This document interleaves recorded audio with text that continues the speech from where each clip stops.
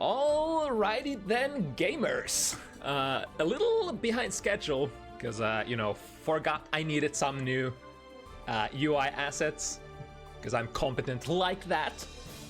But anyway, new month, new season, new character, basically a whole new video game. We're on, at this point, 4th day of perhaps the most radical patch in Guilty Gear Strive's history so far. Where to even start at this point? Let's get through the pleasantries first. If this is your first time with us, you're now watching Bounty Hunters, a weekly show match event open to beginners, intermediates, and sickos alike. We're based in EU, but technically open to gamers from all over the world as long as we can find a suitable match for you. And tonight, once again, the name of the game is Guilty Gear Strive in the first to 7 wins format. I'm QK, your usual host through the whole, how many hours? 3 hours? 3 hour shebang.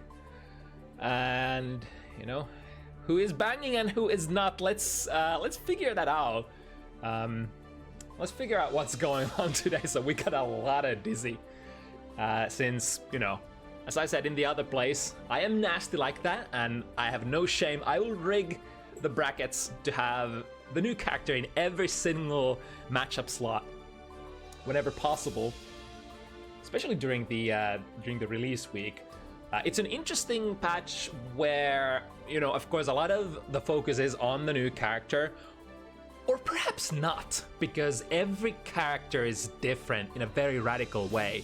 I would argue that the whole framework of Guilty Gear Strive has changed, so you can't really look at like single character changes within just, you know, you can't look at one character in vacuum, is what I'm trying to say. Like, everything has changed so much, you have to take other character changes into account. You gotta take universal changes, like even the 6p recovery change is a universal change. That's like a huge thing. It's very different, and it's so early.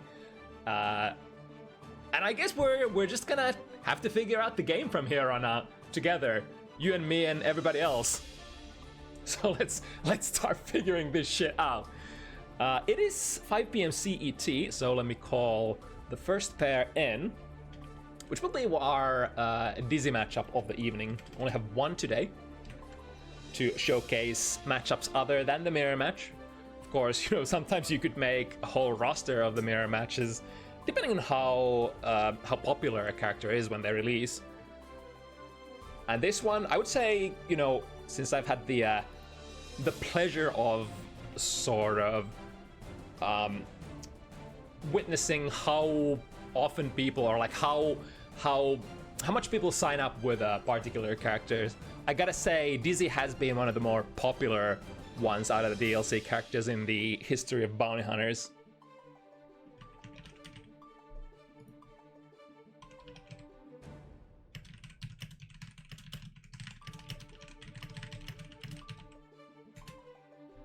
And what's our lobby code to this one, I assume? The servers were a little, how to put this nicely, dangerous looking. In fact, currently what I'm looking on my screen is very dangerous looking, for I am seeing notifications for people joining my lobby, but I can't see the players. So I'm actually not sure if my lobby is broken or not. But, you know, here's to hoping. If it doesn't pan out, we'll do the usual thing where we'll make one of the players host the lobby, and then I'll join their lobby. Usually that fixes things. This lobby has been, you know, online for at least an hour, and I assume that has something to do with, you know, weird connection issues. Either way, DC for every single matchup slot today. What is this character? Very OG kind of character from back in the day. Is different, but is still the same. Has a lot of the old school tools. She's probably, if you have to categorize what sort of character Dizzy is, you would have to say that she is some sort of zoner archetype. But of course, a lot of zoner archetypes just don't quite function like traditional zoners in Guilty Gear Strive. I think Axel is one of the only sort of exceptions to that. Axel being like one of the few characters who just wants to keep you away as much as possible and then capitalize on you coming in. There really is no other character like that in Guilty Gear. Even though we talk about zoners, those zoners, such as Dizzy herself, is the kind of zoner that usually transitions from the zoning into set play or pressure. And in Dizzy's case, I think it's more the set play kind of stuff. And because the magic word is set play, she is also probably a kind of character that takes a little while to develop. Of course, you've been able to find a lot of standard or even non-standard, even some pretty fancy setups on Twitter so far, depending on what kind of tools you love to lean on. If you just like to lean on like the 2K2D into meaty K-fish and get like a left-right or a high-low, you can do like a dash jump into empty low on the other side, or late air back dash jump K, and then the fish sort of makes sure that the opponent is not mashing on you. That's definitely possible. I've seen players leaning more on the ice field, kind of when you get an opportunity to knock down, you actually use that frame advantage to set up a new ice field. And the ice field helps you with zoning quite a bit because the sort of the negative effects of the ice field don't really apply to Dizzy herself. She gets only the sort of the positive kind of changes. So when it comes to ice field, your opponent is going to slip and slide on it. So their acceleration on their dash is limited. So they can't approach Dizzy as easily. But then Dizzy herself doesn't suffer from that acceleration thing, but she can still slip and slide forward, so she can take advantage of the sort of, whatchamacallit, like a Giovanna-esque ability to slide forward with her dash momentum and then cancel into buttons, which is a little harder for your opponent to take advantage of. Unless you like get the perfect frame. If you already have the momentum going into the ice field, then bam, that's gonna cause some really funny stuff to happen. But that's usually not the case here. Looking like Aquila does need a couple more seconds because servers and game are doing stuff. That's all okay. We can yap about this character for sure. In fact, let's bring in the cool little player cards. So here's our pair.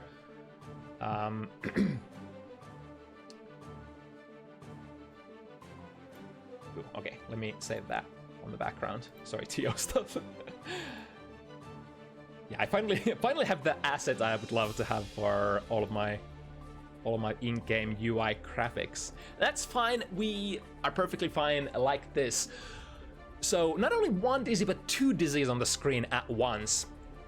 This is an interesting matchup because, Dizzy as a zoner does have pretty good tools against other zoners, especially Heavy Michael Sword is almost a full screen instant check. Like if Dizzy is trying to set up, PK fishes, trying to use the fire spike, trying to, I guess the ice pillar is the only fast enough move to check the opponent from doing Michael Sword. But of course that's of course risky because Ice Pillar is quite minus, can be jumped over. So in that sense, it's a very traditional fireball. As is Michael Sword, by the way. Can be instant air dashed over, and she's in really massive recovery if she whiffs. But then at the same time, the Heavy Michael Sword, I mean, S Michael Sword does kind of the same, but on a shorter range. But the Heavy Michael Sword is a really interesting tool. Just cleaves almost the whole screen. I think probably the highest, furthest reaching tool in the game at the moment. Maybe like Blood Rage 5 Heavy from Nagoriyuki is probably around the same ballpark, but of course can't be accessed as readily as Dizzy can just swing the Heavy Michael Sword around. I was thinking about there was sort of a tradition in the ACPR community, right? Where we were talking about the small mic and the big mic. when it comes to, because like for lore reasons, of course, Michael Sword is not Dizzy's original move. It belongs to her mother, Justice herself. Lore heads extremely excited in the chat. But yeah, Dizzy has the move now. As far as Justice goes, I think Justice had a couple of different versions of it. One was the overdrive version, which would just literally clear the whole screen, which is, I guess, what the heavy Michael Sword is kind of emulating for Dizzy. Of course, without the cost of overdrive this time around. And then, you know, Justice would also have a smaller version of that without the cost. And I think that the ACPR community started calling those, like, if I recall correctly, Big Mike and Small Mike or something like that. So I was like, okay, do we have to bring this tradition to the Guilty Gear Strive community as well? Like the heavy Michael Sword, Big Mike, and then S Michael Sword, Small Mike.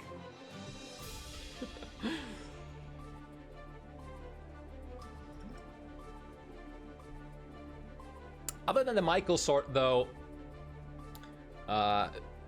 the 236K, aka the fire spike, very interesting tool both in zoning and in pressure.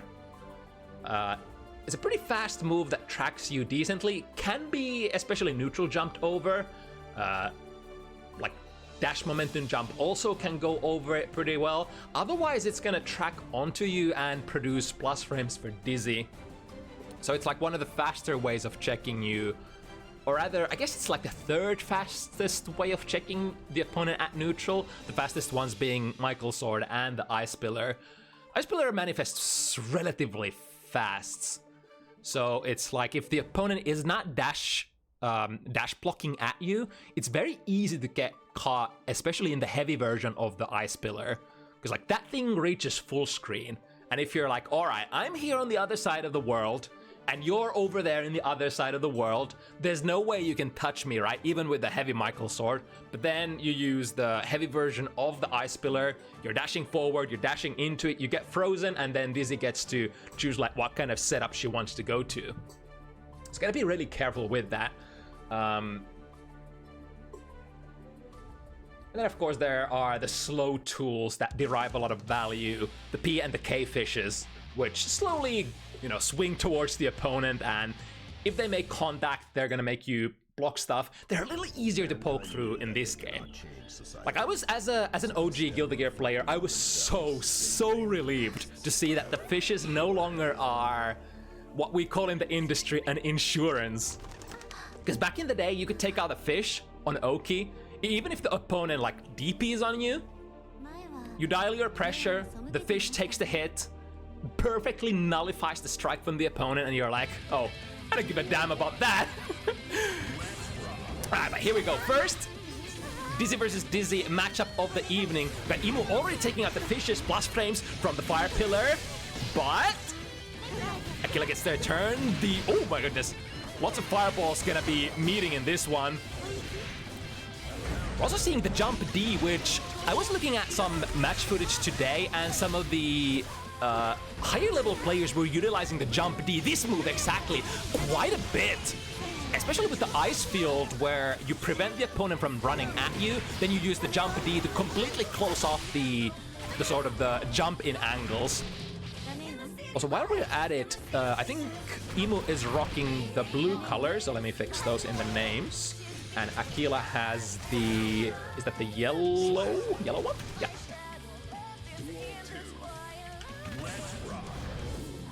Also, we didn't yap much about the players either.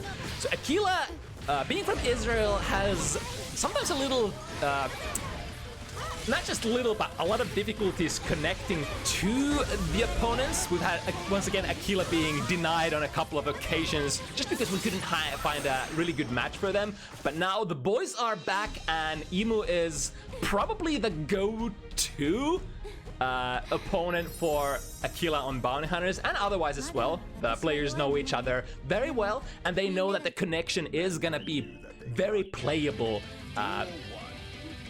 between each other. Oh, taking out the ice spike a little earlier than the opponent. The timing is everything when you choose which projectiles to throw at each other. Yeah, still with that momentum on the ice physics. Creates a really interesting... Oh, there we go! The ice pillar is slightly faster than the... should I call that chestnut? It's like, depending on what... It's like Fire Spike is really long word to say. And the name is kind of implying like, whatever, something, doing something with chestnuts. That's way easier to call it. Maybe Spike.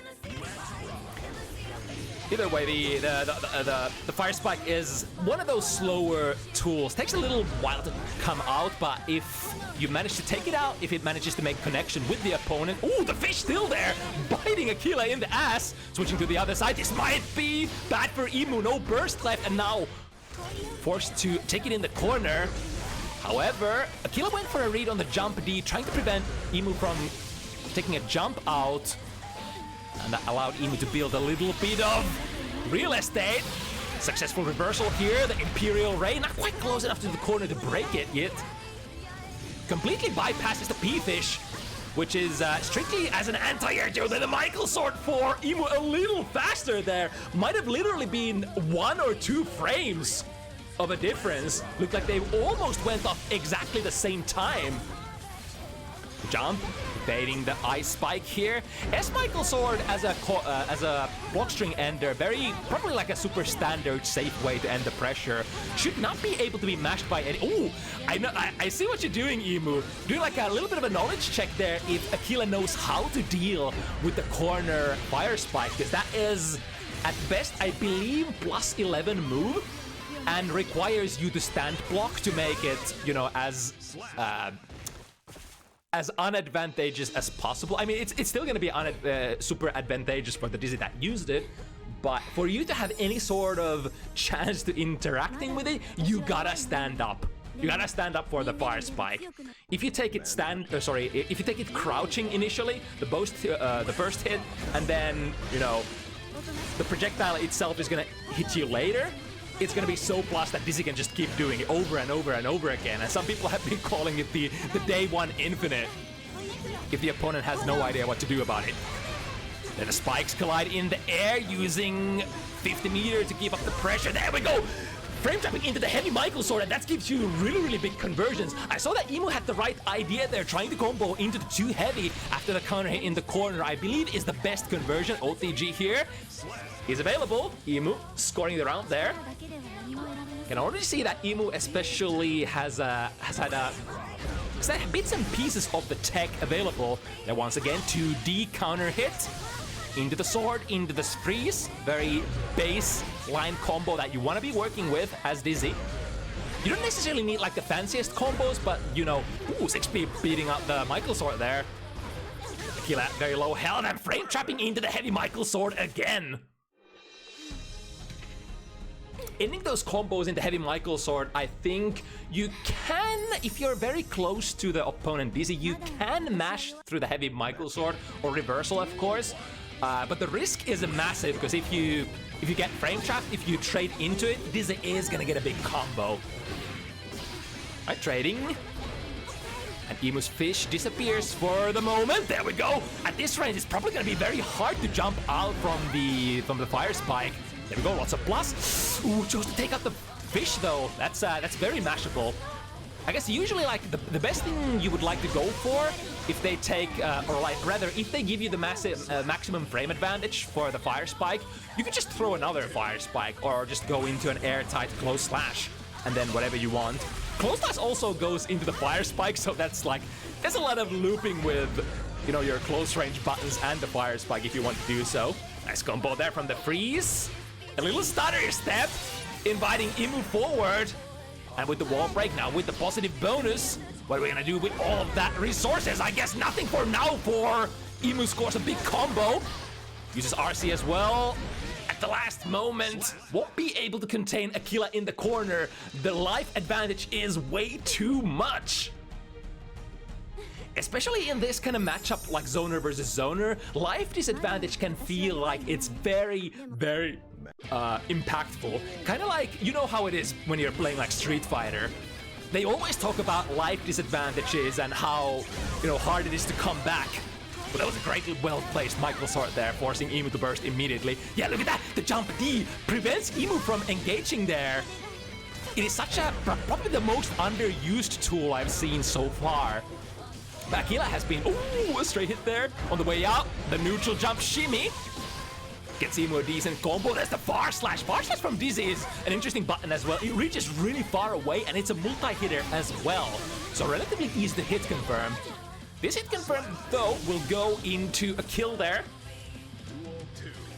2-2 at the moment. Both players sitting at a very identical position with the two heavy. However, Emu not able to take advantage of the plus frames. Air-to-air hit with the jump heavy. That's one of the biggest, one of the easiest to confirm buttons out of all buttons in Guilty Gear Strive, because you get that massive wall bounce if the opponent is airborne from those jump heavy air-to-air hits. Very akin to like whatchamacallit, jump heavy from ACPR for Slayer. It causes like a massive ground bounce.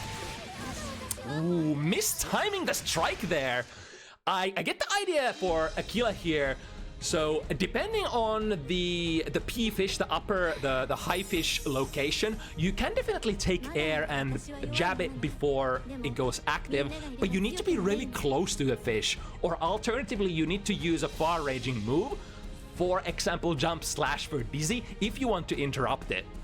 Because there's the proximity for the P fish to activate is relatively far away. So if you jump and you miss your button, the fish is gonna do like a little bit of a dandy step in the air, if you will. It goes backwards and then comes forwards again. So you might miss your opportunity to snipe at the fish if you are not poking with a move that hits far enough. Ooh, big counter hit from the 5 heavy, immediate burst from Aquila, misses with the Michael Sword. Now we back into the fireball game. Emu gets the better of it, but misses the extension on the ice field, or rather the ice spike. Got a decent conversion here. RC to make sure. Ooh, misses it. Could have had the wall break, but Emu still working with the massive life advantage. But for how long? Waiting for a burst there. Is it gonna come? Emu not taking the bait here. Doesn't necessarily have to yet. Counter hit. The 6 heavy is a little too far off and dashes in, sees the target in the air. 6P. Even though Dizzy has some of the lowest reaching 6Ps in the game, I would assume, looking at the animation, it is still a 6P. I mean, characters like Kai, for example, have a really strong 6P, and they are lacking a little bit on the horizontal reach department, right? Lots of fish, forcing him to stay grounded. RC once again. Ooh, that was very close to trying, almost being able to outrange the YRC. Plus frames. Do it again. Oh, and then no punish of the shimmy. Be very careful here as your life draws towards 0. Chat room, have you ever seen the chip damage of Michael Sword? It is freaking massive. I implore you to check during this set, like when one of these players blocks a heavy Michael Sword, how much chip damage that's gonna do, because that's absolutely nutty. I'm gonna try to point it out to you if it happens. Alright, getting the summons. Yeah, there we go. That's what we're talking about. The heavy ice spike, very relatively fast to come out and can interrupt a lot of your other summons, even Michael Sword. We're just barely getting touched by the jump. The tip of we're going into the gamma ray, which I believe is it a 26 frame startup, if my memory serves.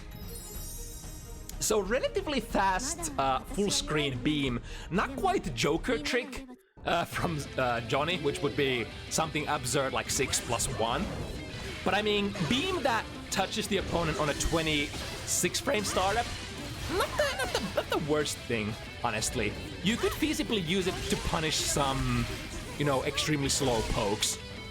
And I mean, fireballs by design are pretty slow to start up, so with that 100, you could see some gamma ray usage to counter poke.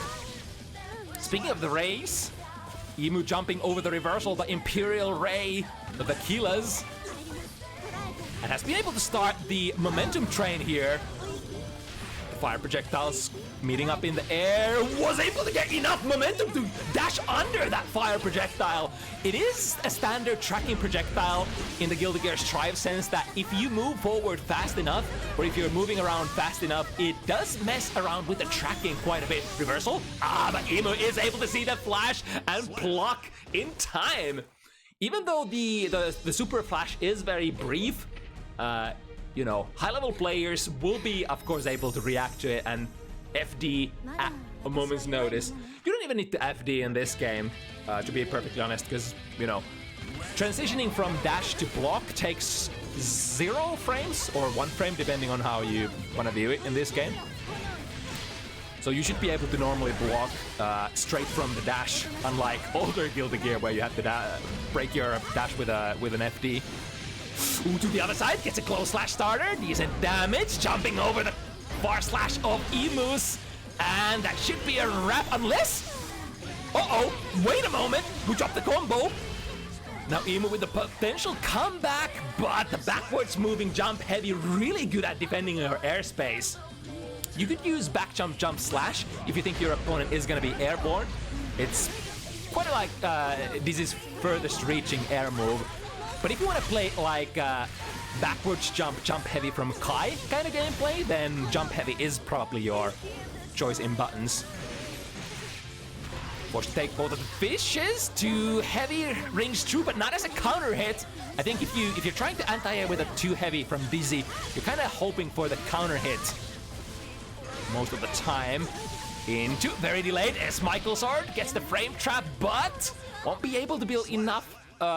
Well, got decent amount of frame advantage from that, but Aquila, not believing in the setup that followed, might have had not enough frames to dash in and do a close slash.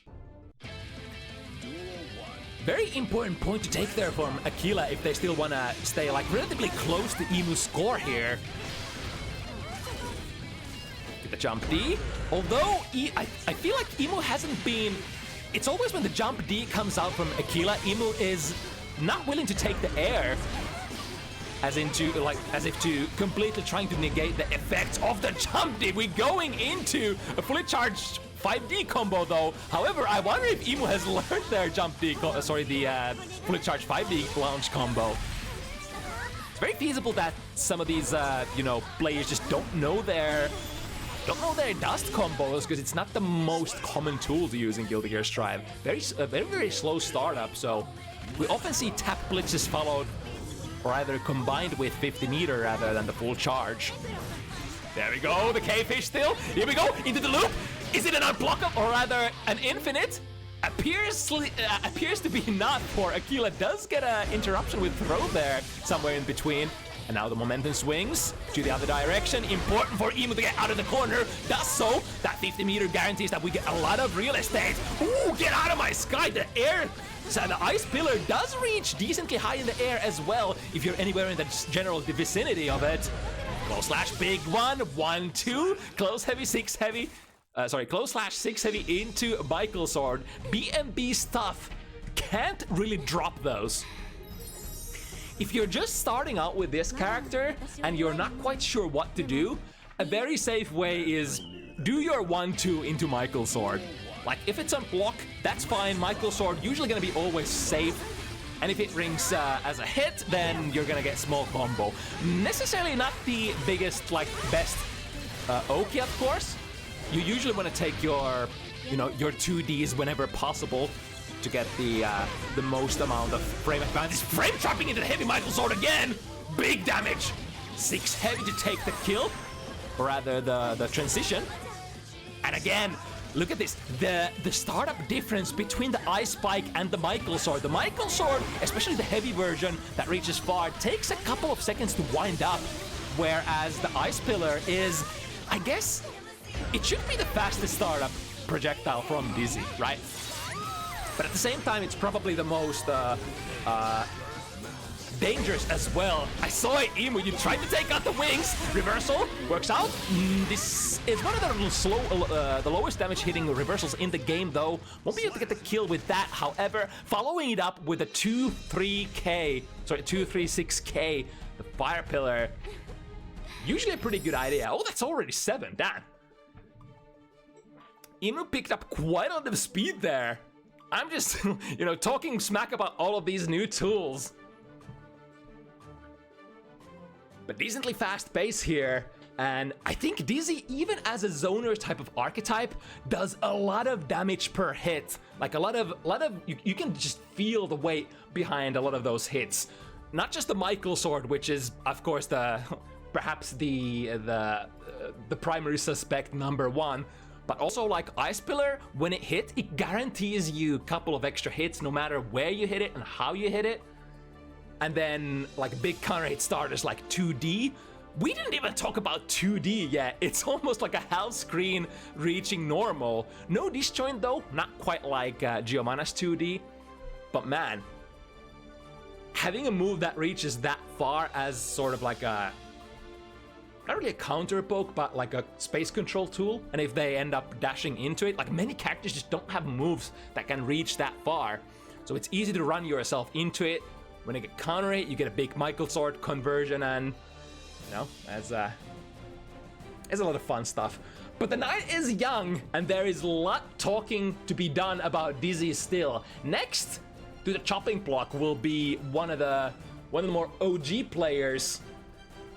Well, I guess Tatze, not the most OG player, but in my heart, Tatze is a player that I've known way earlier than some of these other, you know, Guilty Gear Strive faces. Or rather, people that I got to meet through Guilty Gear Strive.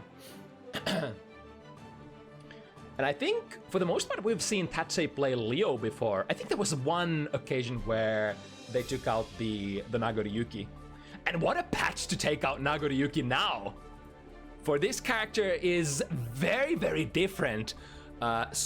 They gave all of the heavy buttons from Nago, not just 6 heavy, but also 5 heavy and 2 heavy, the same treatment that 6 heavy got some patches ago, cannot be cancelled anymore. But on the other hand, those buttons hurt quite a bit. So deliver a massive amount of damage on single hits. Of course, on counter hits, they might still, you know, combo into a different button and, you know, do half of your life bar for no good reason. But hey, that's the kind of a character that Nagoriyuki is. But the beautiful choice of cat picture. I think that's you have to thank Ultimate for that. I think Ultimate was the one who picked that one up. Our graphical designer. So Tatze said that PC crashed. No worries, we can talk more smack. For Nagoriyuki is one of the most changed characters in this patch for sure. We could of course talk about Sin, who had a massive overhaul. Sin coming up later this evening as well, but Nago, I think Nago is a very new kind of Nagoriyuki. So I think the most, like, the change that people are going to notice right off the bat when, for example, playing against Nagoriyuki is that he lost quite a bit of momentum. So because you can no longer cancel into forward Fukyo from 5 heavy hits. That's one of the cornerstones of the old Nagoriyuki momentum that you got to give. You, for example, when you're high blood, you land like a half screen 5 heavy, knock them down, cancel into Fukyo, and then you're back in the striking distance already. This time when you can't cancel those heavy buttons anymore, you're gonna have to recover first and then go for a very late Fukyo forward, which does not give you the position or the frame advantage that you're perhaps used to working with. But to compensate the damage of single strikes on the heavy buttons, you can definitely feel it. Some characters like Chip or Milia, they can lose most of their life bar for just taking a 6 heavy, like a random 6 heavy counter hit. Counter hit 6 heavy into a 6 heavy OTG. That can be like, I'm pulling this number out of my ass, but something like 60-70% of a soft character's life bar.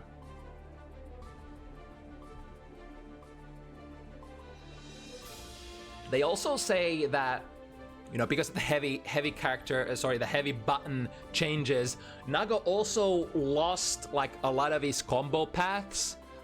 So now, if you want to do the traditional combos on Nagoriyuki, you would mostly have to use your P, K, S, and I guess D buttons to start your combos. The heavy buttons are strictly for Samurai Showdown now. That is not to say that those buttons are bad or anything. They're extremely good at what they do. For, you know, just look at them. They're full screen buttons. They're basically special moves in their own right. Also, once again, I implore you to look at the opponent's health bar when they block heavy moves. Well, sorry, heavy normals from Nagoriyuki. It's very dangerous. It does a lot of damage. So it's not like even though Nago is somewhere in there swinging at you with 5 heavy, you can't really let that happen. Like even less so than in the previous patches. In the previous ones, there was always the threat of like, you know, blocking half screen 5 heavy into potential Beyblade to check you low. So like even if you're trying to backdash, like you know that your opponent is minus, right? For hitting 5 heavy on you on block. And you're like, all right, I would like to escape this situation, right? Because you're minus and I don't really want to be here. But because of the cancel window, you could always go into like Beyblade, check them low, catch your, you know, jump startup, catch your, you know, DP mash, or, you know, catch any sort of hasty attempt to make something happen. No longer something that you can do. So 5 heavy now, frame-wise, what is it? Minus 8, if memory serves. So the advantage on block for Nago 5 heavy is way more important to know than in the past. As it cannot be cancelled, it will always be that -8 situation.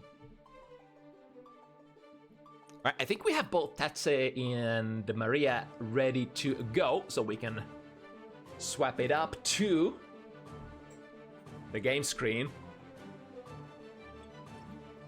Dizzy, of course, being a, you know, the patriarchy speaks once again, and the female characters are the pixiest ones. They're the frail ones, and you know they take a lot of damage. And then we have on the left corner we have the samurai, the big burly man who swings sword for a lot of damage.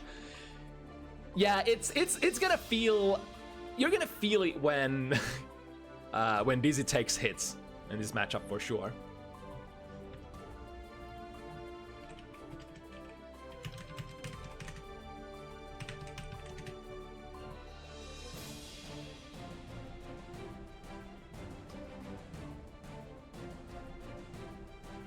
Now, sort of the traditional weakness of Nagoriyuki, I would say, when you get Nagoriyuki on high blood, that means no access to those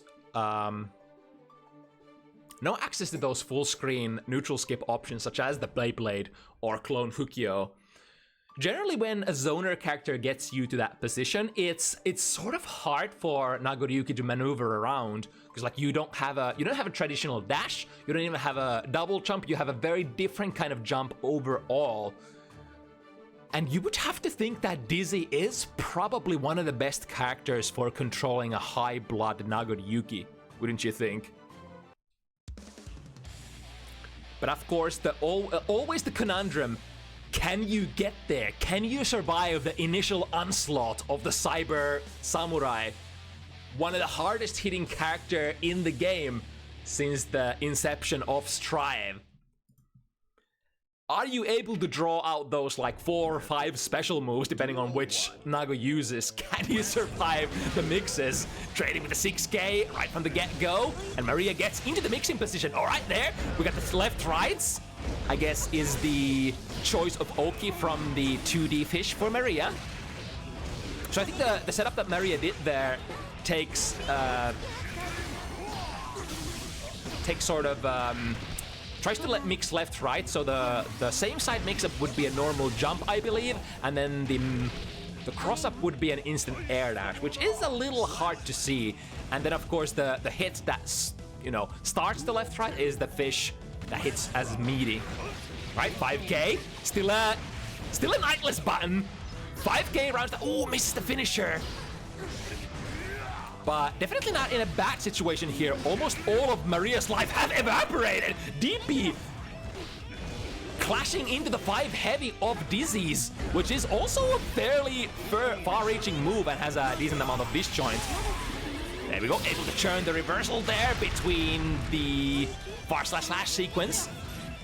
And now Tatze has to carefully consider their options here with the one blood bar that we have left.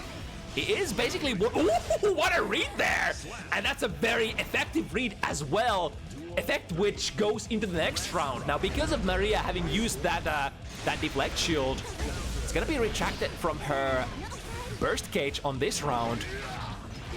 Just a single hit. Yeah, you can already see the effect. Can't cancel it. Have to wait for the 2 heavy to recover before you can do your forward Fukyo. Damage inbound, 6 heavy, a lot, and into the bite! Samurai mix could be a thing here because the opponent is really low in health. Oh, that's not gonna do anything. The reversal does not stop the clone. This clone definitely not like Chips at all. And it's Tatze taking the first game.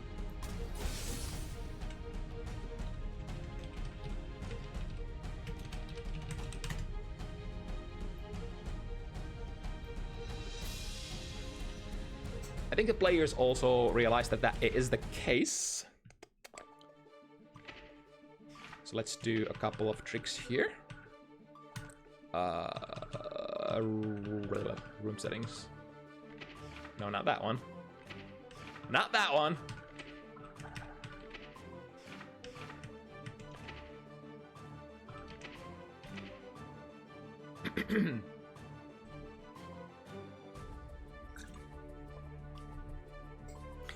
So, new patch, new server issues is usually the go-to with, you know, Arxis and Guilty Gear Strive. And I think this is probably something that cannot be avoided, even if the players wait for the button press, don't, you know, mash the rematch. If the players get the, sort of the, whatchamacallit, the please wait in the score screen, that automatically kicks out the spectators as well.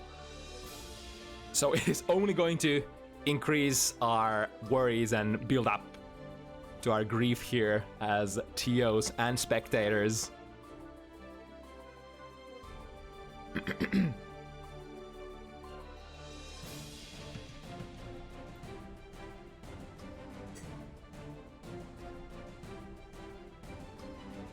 So I believe the players agreed to skip this one. Back to the lobby and then flip this back.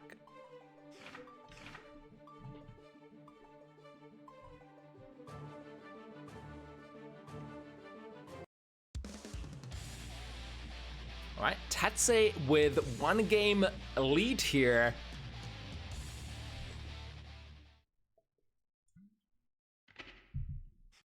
Tatze, of course, player of many a fighting game, especially Arxis games. We see Tatze performing both in the Kill the Gear front, or sorry, in the Exert 4 front, as well as Strive. But set play from Maria, fully charged 6 heavy, lots of plus frames. I think plus 12, I think, or 13. Ooh, again, the 2P. What was that?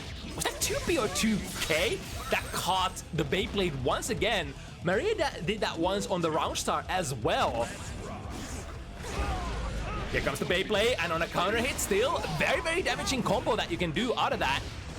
The Fire Spike preventing Tatze from getting any sort of super jump forward.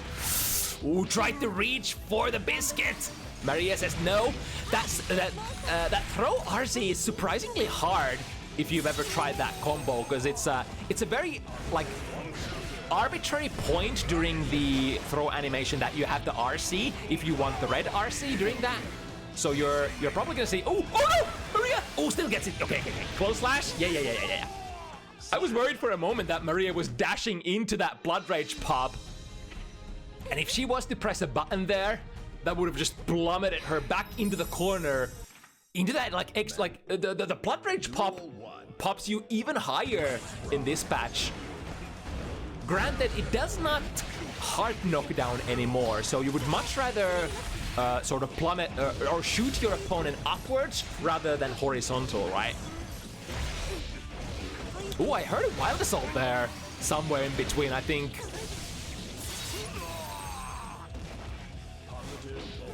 The jump K from Tatze straight into the bite. This looks good. All our resources are ready to be used once again. Oh, goes for another bite. Who would get a bite immediately? Ooh, here we go.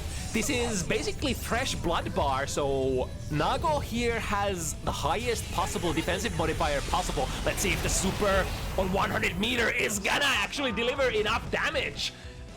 Arxis has been very excited exploring the 100 meter supers as of late. You know, we of course got the Slayer 100 super, 100 meter super. We got the Dizzy super. Of course, then older characters got some changes to their 100 meter supers, such as Sin Kisk and Sol. It is really feeling like they do want to give that opportunity, that option for players to, like, if they build up to the 100, then there is some sort of payout for that the players can go for. Because of course, it takes a lot of, you know, holding on to that meter without using it. It can curse an opportunity cost. Once again, it looks like Maria did interrupt the, was that the Beyblade startup once again? But Tatze, definitely not discouraged. You have called out one or two of my Beyblades, but what about the third one? And when it hits, especially if it hits as a counter hit, it is gonna deliver. Ooh, look at that, 2S as a counter poke against what tool there? 6B works out, no cancel though. And on no cancel, a lot of those 6Bs are gonna be fairly unsafe. I think Nago usually wants to try to convert into, is it DP that I often see from players? Close slash, baits the burst casually. Now Damage City coming in. I mean, I guess like mild damage for I guess considering that Tatze is on an open blood bar. Because I think the strike damage of the heavy buttons increases quite a bit there. Samurai Mix. The heavy button damage potential in terms of damage increases quite a bit as the blood level increases as well. Was it like the? I think the level 1 damage did not get changed at all, but starting from like level 2 and level 3, the damage has increased quite a bit on those heavy buttons. Ooh, where? Drive-by Beyblade just casually anti-airs. Everything is, you know, as it used to be in the Nago land, but now the cross-up, was it a front? Was it back? I'm not sure. I think, yeah, it has to be in the cross-up, because to get the cross-up option, you usually go into the instant air dash for a Dizzy. So you have to block that in the opposite direction. Ooh, getting a close slash anti-air there, following into a basic sequence, bar slash slash, tries to hold the momentum in terms of using the burst here. Ooh, another great close slash anti-air. We want to do more. DP into 1, 2, 3. Now Maria has quite a lot of resources ready to go. Look at that, the 2D round start distance. I forgot what the startup of that button is, but man, the reach is massive. We go into the beam. This time, I think Tatze should have enough meter to defend this. Hold FD. Do not perish here. Yeah, I guess the punish as well. Uh-oh. Uh-oh. Maria smartly not extending herself into that blood pop, knows that at that point, there is no way for you to get close enough, fast enough. There is no bite, there is nothing. Even if you strike at me, you will pop. And I will get the punish. I think there was a little bit of a mistake there on routing for Tatze, wasn't it? Maria didn't use a burst there, right? Or did I miss it? After the 100% beam. I haven't actually checked it if all the characters in the game should be able to punish the gamma ray, or if is it even punishable? Was that just some sort of a Nago special thing that you can do Fukyo forward into Beyblade and punish it? We simply do not know. There's a lot of blood used here by Tatze, but we are in the striking distance here. Here's the meter. Reads the situation. Ooh, gets the 2 heavy anti-air out just in the nick of time. And then, oh, into the bite. I thought Maria was that. Wait, was that a Kara bite? Because I thought Maria was holding on to the FD there. So why did that bite actually reach? Either it was, you know, Maria didn't quite get the FD out on the right strikes, or then I missed it. There might have been a 6k Kara bite, which does technically increase your, you know, your special range a tiny bit. Ooh, big counter hit here. Yeah, we're going into the freeze. This time chooses to not go for the left-right and just engage with the close slash. A little too early there on the bite. Maria with the reversal. However, Tatze committed into nothing yet. And from the close slash, this is gonna be a pop. That's an unsafe pop now, is it not? And then the OTG ice spike there after the Michael sword as well. There is, of course, massive rewards for you to, you know, successfully route into the blood pop this patch. But of course, the risks are the same as per usual. Oh, wait a second, that was the clone Fukyo. But you didn't have any movement forward, any momentum going forwards because of the ice field. Is that what I saw? Fresh blood bar. Using a lot of blood to stay near. +10 is Maria able to get a throw before the close slash goes active, and now in a really, really tricky position. The fish always leads into a strike throw. And Maria hanging in there, not letting Tatze run away. Tatze has had the driver's seat for, you know, for the majority of this set, or having the, you know, usually the privilege to go +1 so far. But if history has taught us anything about Maria, is that she unleashes more and more power as the set progresses. Speaking of power, this is again with the with basically 0 blood gauge, so that was the smallest amount of damage you're ever gonna see for a 6 heavy. Still a considerable, decently considerable amount of damage. And YRC, Maria would love to not take any of those special moves here. However, it's tough after getting the clean reset there on the blood-sucking universe. It can feel very discouraging, can feel very desperate when you know, the blood gauge that you perhaps worked for so hard in the matchup, when it gets reset and when Nago regains all of those special options. The double Fukyo. But a fuzzy jump out from Maria. Ooh, that's actually a pretty decent trade here. Maria recognized that if she doesn't burst immediately, it's gonna be over. Tatze getting their burst out successfully. The jump is gonna trade in Tatze's favor once again.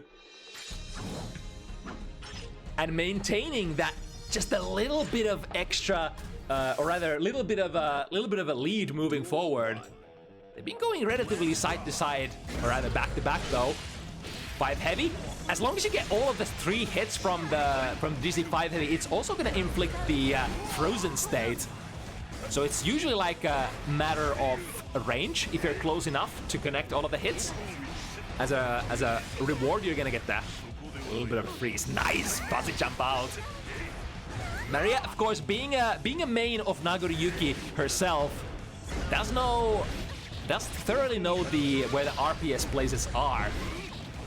So not gonna be surprising for... Ooh! Tatze trying to go for the bite again, but this time Maria reversaling out of it. She's very, very close to another burst of... Or sorry, another bar of tension as well. Unless having to spend a lot of that just to negate the chip damage. Of course, you know, those heavy buttons from Nagoriyuki have gained much more chip potential. Look at that, that was a 5 heavy. And that took, what, like 50 damage out of Maria's life bar? So close to popping. Not quite big 2 heavy into 2 heavy? I like that idea. That was a great idea. That's like one of the only ways that you can combo those buttons. If you want a combo from 5 heavy, you gotta RC. If you want a combo from 2 heavy, you gotta RC. Unless you connect it really, really high up in the air in the case of 2 heavy.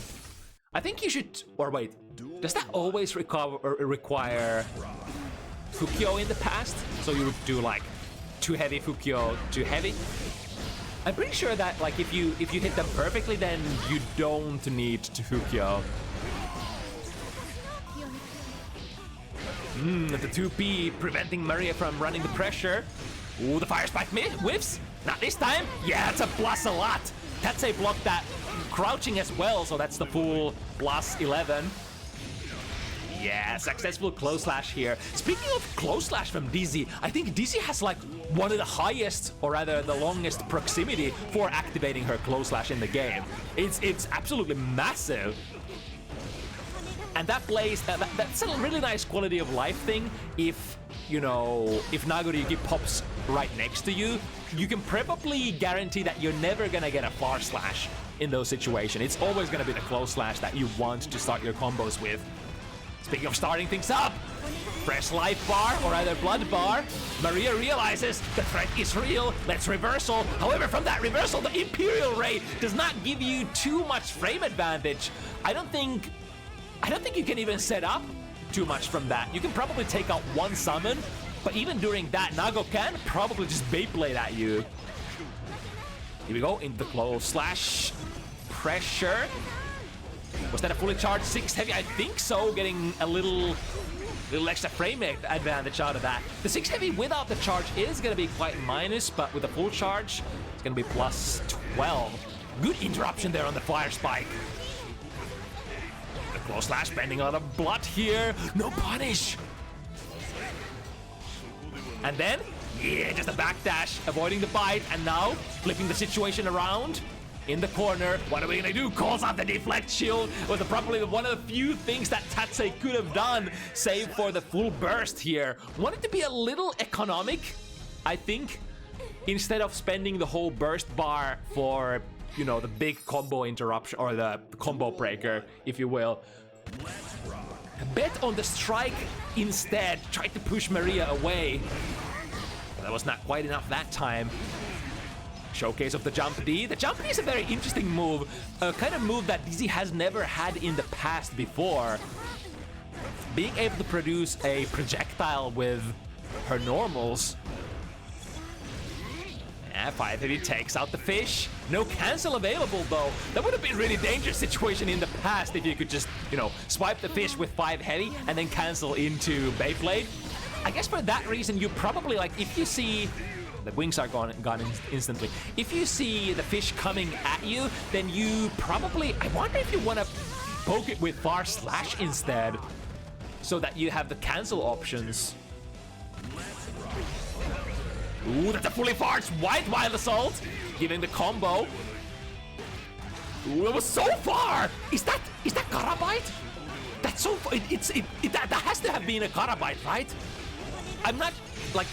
I don't have my frame goggles on at the moment. It wasn't? No? Damn, that's just really far away from them. Right, spending blood, second hit, overhead. Another Nago change, no longer giving you any sort of combos if that Shizuriyuki second hit overhead lands. Unless it's a counter hit, of course. Gonna pop here. No way out. Freeze them. You're still alive, and full blood gauge. This could be good for Tatze. If only something connects. There, that definitely connects. Tatze lives to tell the tale there, literally with 1 hit point. The ice spike not delivering quite enough damage here, but now Maria is like, damn, that happened. But I'm gonna start with a bang here. Has learned the wild assault combo.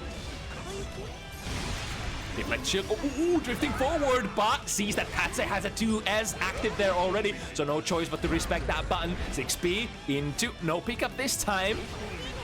Spends a lot of blood to skate across the screen. That's not quite gonna be a pop, however, now Maria is in a position where if we go back to neutral, should be pretty good for Dizzy. Yeah, these summons cannot be contested. In fact, the ice fish biting Tatze from behind, but then commits to the big Beyblade. If that is blocked, that would have been Tatze on a really dangerous territory, very close to popping.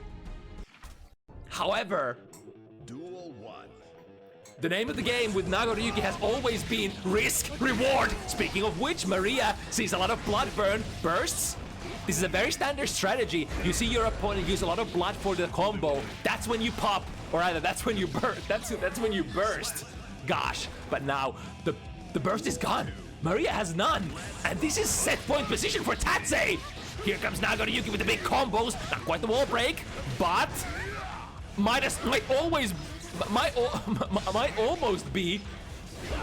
RC goes into, no, just an Oki.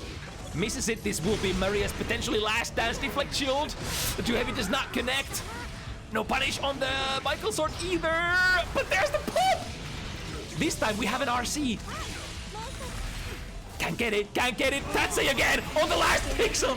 Sees the Beyblade coming, or perhaps reads it coming, because that's super hard reaction if you wanted to, on reaction reversal that Beyblade from basically only half screen away.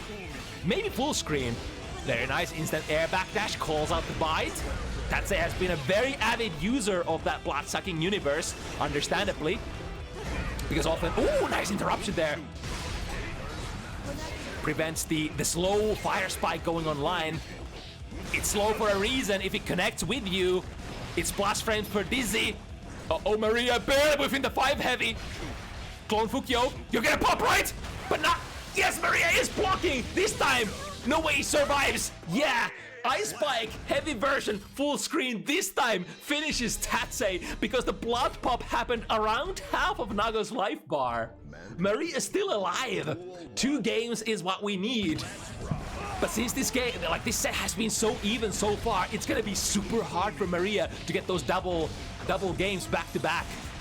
Being very careful here, not completely committing to the full combo because of the opponent's burst burst potential.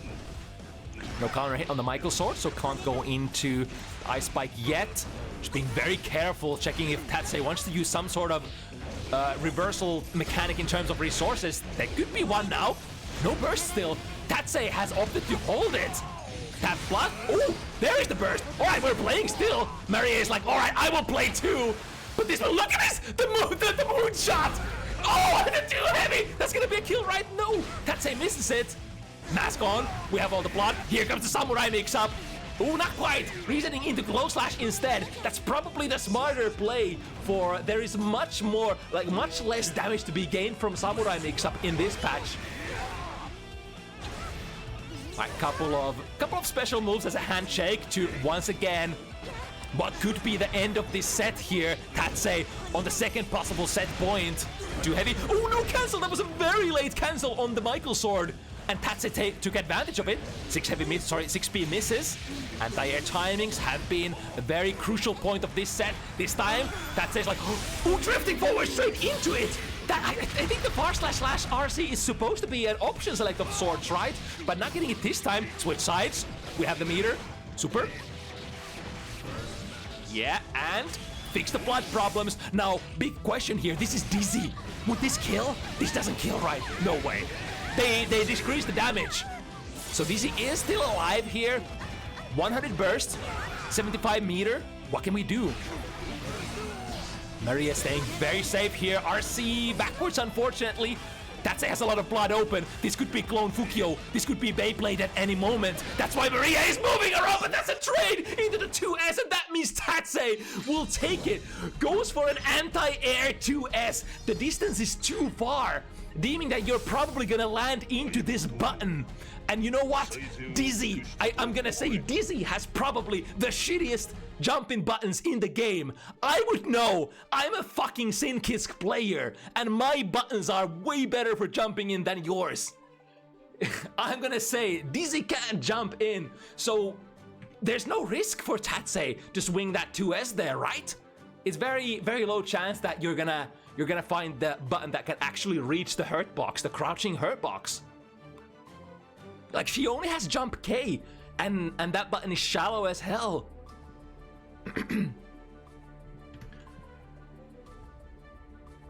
But a really hype set for the second of the Bounty Hunters. And now moving forward, every single match is gonna be a Dizzy matchup. I mean, you know, it's of course okay. It's okay to have the shittiest jump-in buttons in the game, because like some characters are just not that kind of characters, right? I mean, Dizzy air-to-air capabilities, chef kiss, excellent. Same as Sin Kisk, right? Jump slash jump heavy, all of those buttons have phenomenal horizontal reach, but when you actually need to jump in on the opponent, if the opponent is not standing, then it's really hard for her to connect. Like oftentimes you're hoping that they extend their hurt boxes by, you know, whipping a fireball function or something like that if you're trying to instant air dash in as Dizzy. Alright, so we got Puuro in the lobby already. Let's call out Kitty as well. Might be on the way.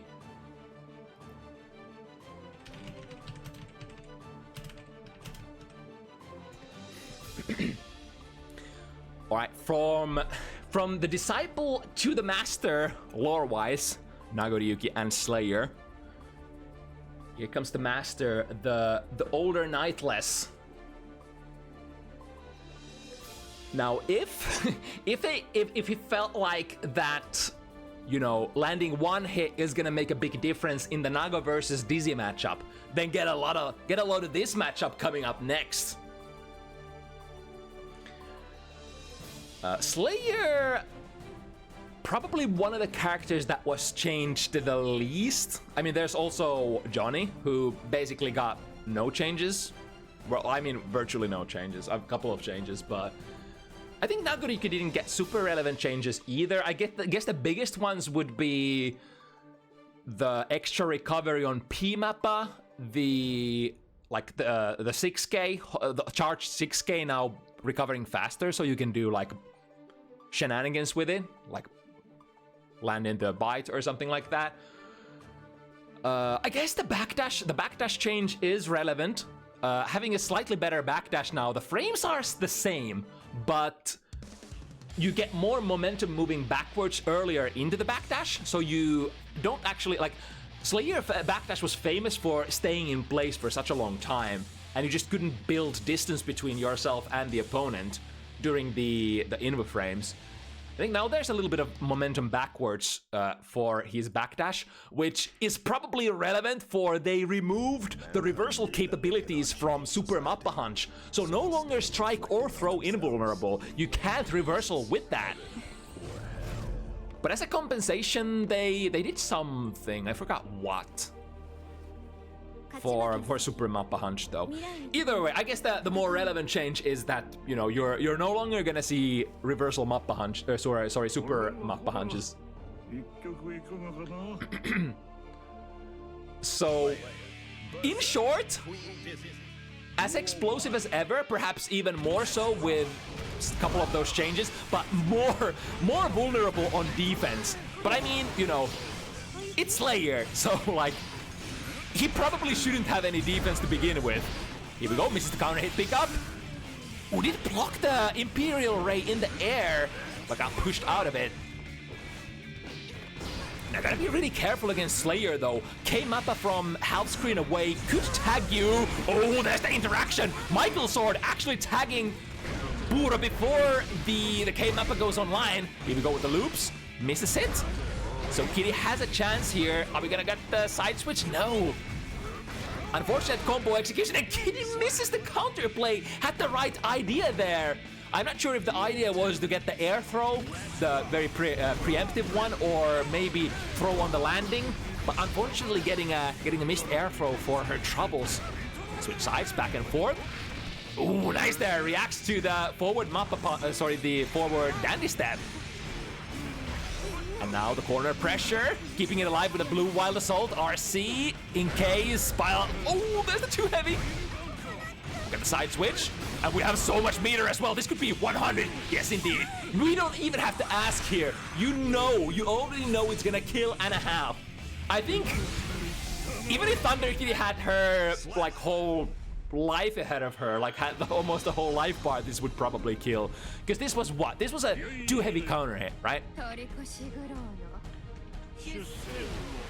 And Dizzy being one of the softest characters in the game, yeah, it would have probably killed Kitty from like 80-ish% life.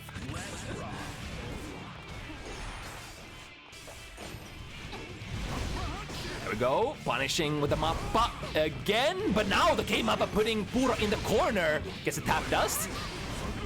I wonder if you said it like that, does the fish hit come first or last compared to the tap dust? That's not safe, right? Is it? Oh wait, no, I think it is. She can set up the 5D to hit first, and then the fish is gonna bail you out, right? But it doesn't convert. It's the thing, right? Uh-oh, that's the big funny button. Screws up the combo there. Might have had a little bit of a lag spike. But Puuro, not worried about that. We go into another one. Another one. Another one is the sort of the, you know, iconic phrase for a lot of what happens on the screen when Slayer does things. Bear on the 2S. Bear on the 2 heavy as well.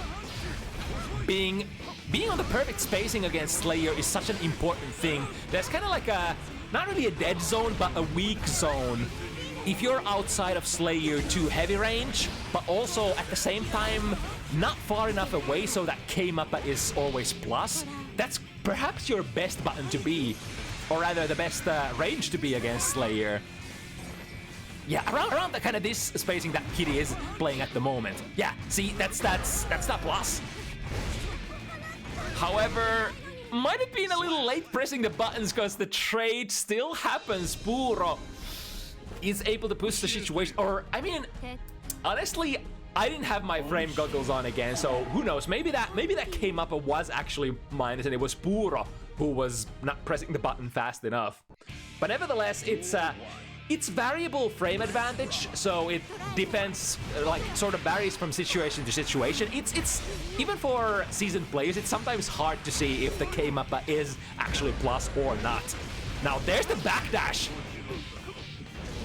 Getting decent value out of it. Close slash starter. Kitty has a chance here. Now, problem with the fire spike, when it hits, it's not very rewarding unless you have the ice floor active. If you hit the... Oh! This should not be a kill. So, technically, if Puuro doesn't hold FD here, this would kill you. This would deal enough chip damage. But I'm pretty sure, yeah, they will spend just barely enough tension. I think that was a great recognition from Puuro. Not guarding against all of the chip damage, but only some of it, so that you are left with literally 1 hit point, so that you could have as much meter as possible. This is OG Guilty Gear player optimization. You don't give a shit about your health. The meter is the most important thing. What is this? The forward dash into Universe 6K? All right. Too bad the wall had too much damage already. But now Kitty is gonna get hit by the big pile punker. Waiting for the burst. Gold 1. Misses the throw. That is a punish, but 2P does not go with the S. Michael sword, looks like. What combo does Dizzy even get from 2P? I don't think a lot of Dizzy players are even using that button. Right, the burst comes out for Puuro. And then... Ooh, gonna get a punish here with the K pile bunker. Yeah, that was a FT block in the air with Imperial Ray. Even though it pushes you quite far away from Dizzy, it is still quite minus on block. So most characters should have time to at least dash forward, maybe get a far slash, or if you're a Slayer, and just get a K-Mappa.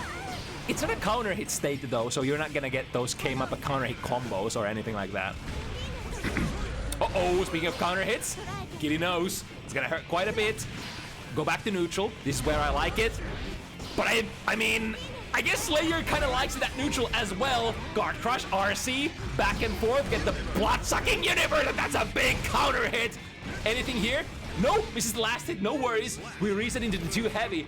It's kind of funny how the combo would naturally flow into the 2 heavy either way. So if you drop it, you might have your opponent just, you know, taking into another counter hit 2 heavy by accident. I mean, they could tech into a 2S as well, depending on which combo route you are going for. Pedaling the far slashes. Ooh, Hand of Doom as a combo tool. I like that. I think a lot of the more optimal combos do route into the Hand of Doom. As you can see from the damage here, backdash. Ooh, caught the recovery frames there, I think. Gold burst again. Same situation as previously for Kitty. Can't get hit. K-Mappa is a thing. Caught out of the backdash. What a play from Kitty. But look at the meter here. Puuro has everything in the world. And soon the burst as well. 2 heavy. Yeah, sees. I think the ice physics sort of doing a disservice to Kitty there. Just like casually sliding forward, Puuro abiding their time. Are you gonna be close enough? Are you gonna be close enough? I mean, most of the good pokes for DZ are gonna be low profile. Like if you want to poke me at that range, 2K, 2D, all that good stuff is gonna get crushed by 2 heavy.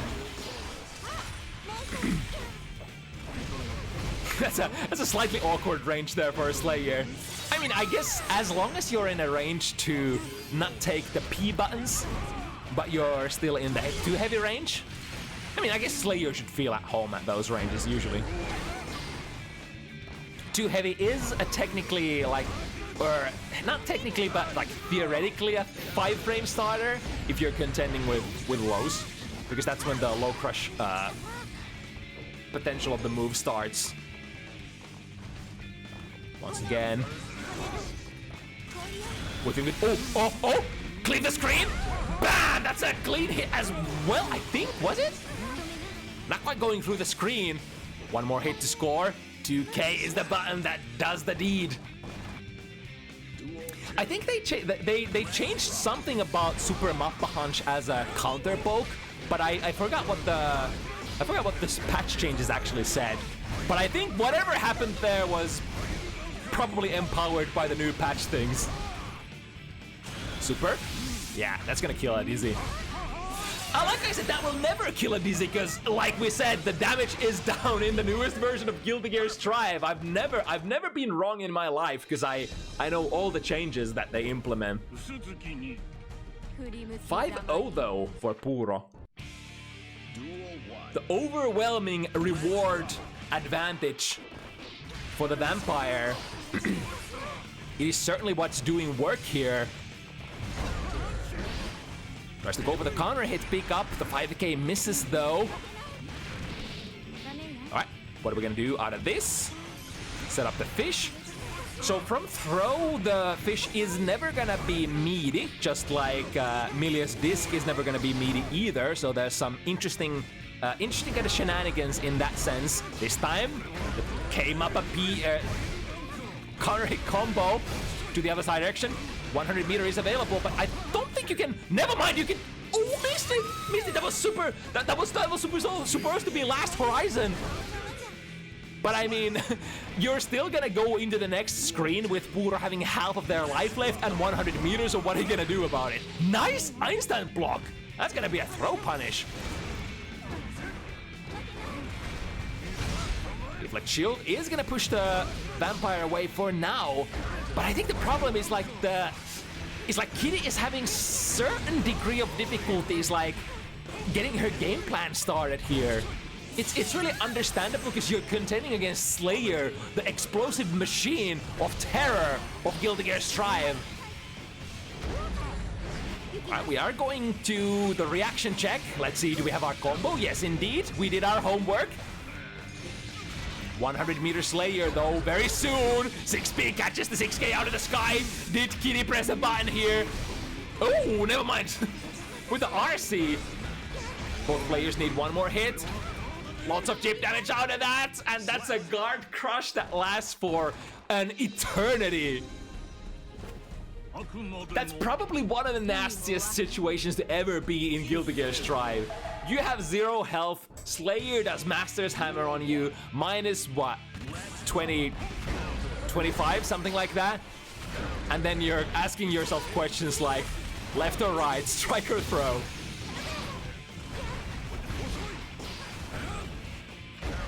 Ooh, good 6B. Into conversion to the other side with the Master's Hammer. That's a counter hit, and that means there's a lot of damage coming. Missed the last loop there. Backdash straight here, but Thunder Kitty can't afford to trade anymore. The left, right, when are we gonna press?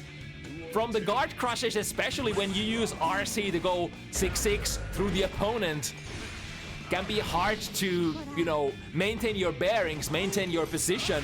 Which side am I gonna block? Or am I just gonna try to mash a throw and not care about the side that Slayer is on? This is a set point for Puuro. Massive damage combo. Probably needs only one more. Positive bonus is gonna give the first bar of the tension. Misfire on the trigger there. Was probably waiting for Kitty's burst. 6B into. I think the ice floor kinda preventing Kitty from getting into the distance herself. And there we go, the heavy Michael sword preventing anything from going online. If anything, I would feel like the Michael sword would be a tool to rely on, like, way more than has been the case so far.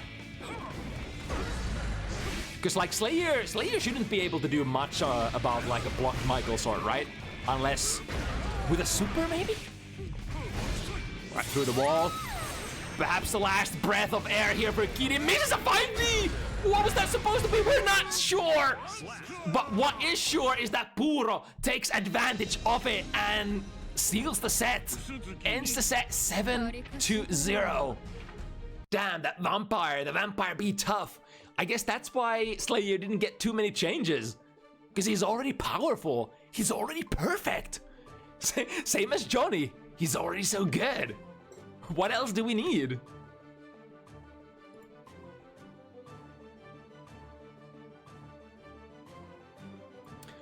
Alright, but here's a character that did get quite a lot of changes though. Moving into the matchup number 4 here. Domestic Violence. Sinkisk versus the Mama.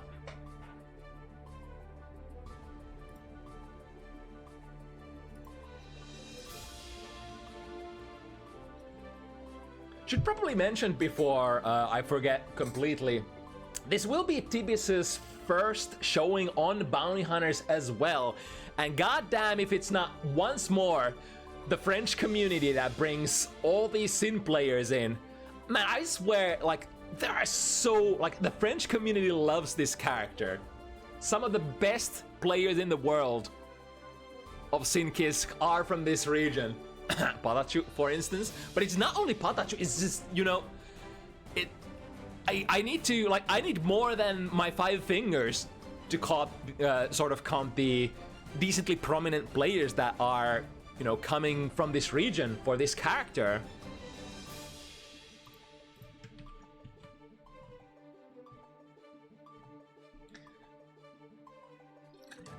So, what's the fastest way to sort of talk about Sin changes? So the whole stamina system kind of got revamped. Sin is now able to dispense stamina to make basically every single hit convert. So it doesn't matter what connects, be far, like the max range far slash, max range beak driver, doesn't matter. You always have a conversion going in for Sin now. The thing is, like, the far range conversions are usually gonna spend 2 stamina. And here's the crux of the issue. Stamina comes back so slow this patch. So basically, the most important change is that 1 stock of stamina is way more potent in this patch, but also stamina is harder to come by. So they mentioned in the patch notes that they wanted to make Sin the sort of extremely powerful character when he has his unique resource available. They certainly achieve that. You, like, the world is yours if you touch your opponent and you have full stamina gauge ready to go. But then some cheaper stamina conversions were kind of removed, such as Kara cancels. Like, while Kara supers are still a thing, they now consume 1 stamina bar. So that means they're almost irrelevant now, this patch. Because if you go into a Kara super, yeah, you're gonna get your super, but you're also gonna spend the... You're gonna spend the stamina that you would have used on the Gazelle step that Kara cancels into the super. So you might as well spend the Gazelle instead of the super. And then now, because you always get some sort of a pickup after the Gazelle step, you can just go into the Gazelle step, spend the stamina, and then route into super from a normal instead, right?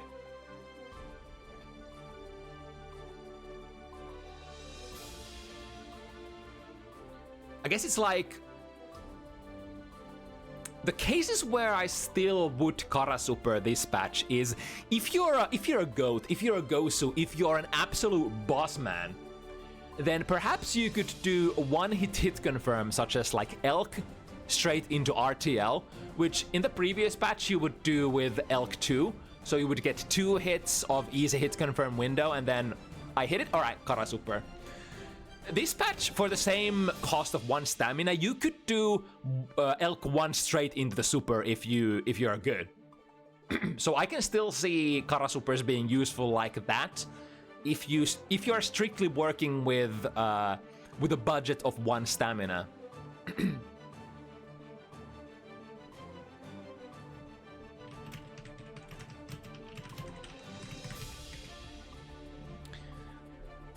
Overall, Sin routes, I think are looking pretty good, especially the close range routes now.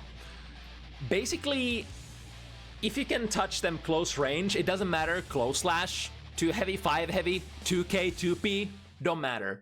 As long as you're close, you can always convert into the new DP launcher. Spend to follow up stamina on DP, and it's always gonna give you a fairly decent conversion. So Sin has very efficient conversions now from close range. I guess that's kind of a rule of the thumb. If you're close by, you spend 1 stamina for a conversion. If you're far away, you spend 2 stamina for conversions. And you almost never spend 3 unless you're gonna kill for some reason. Yeah, that's a good showcase already by Tibisu. Spending the 2 stamina to get into the massive corner carry. Being able to pick up combos from Beak Driver is the big thing here this patch. Oh yeah, also all of his special 2s are now very plus because they guard crush, right? Ooh, going with the oldish looking route here. That's been like sort of the bane of a lot of Sin players' existence here.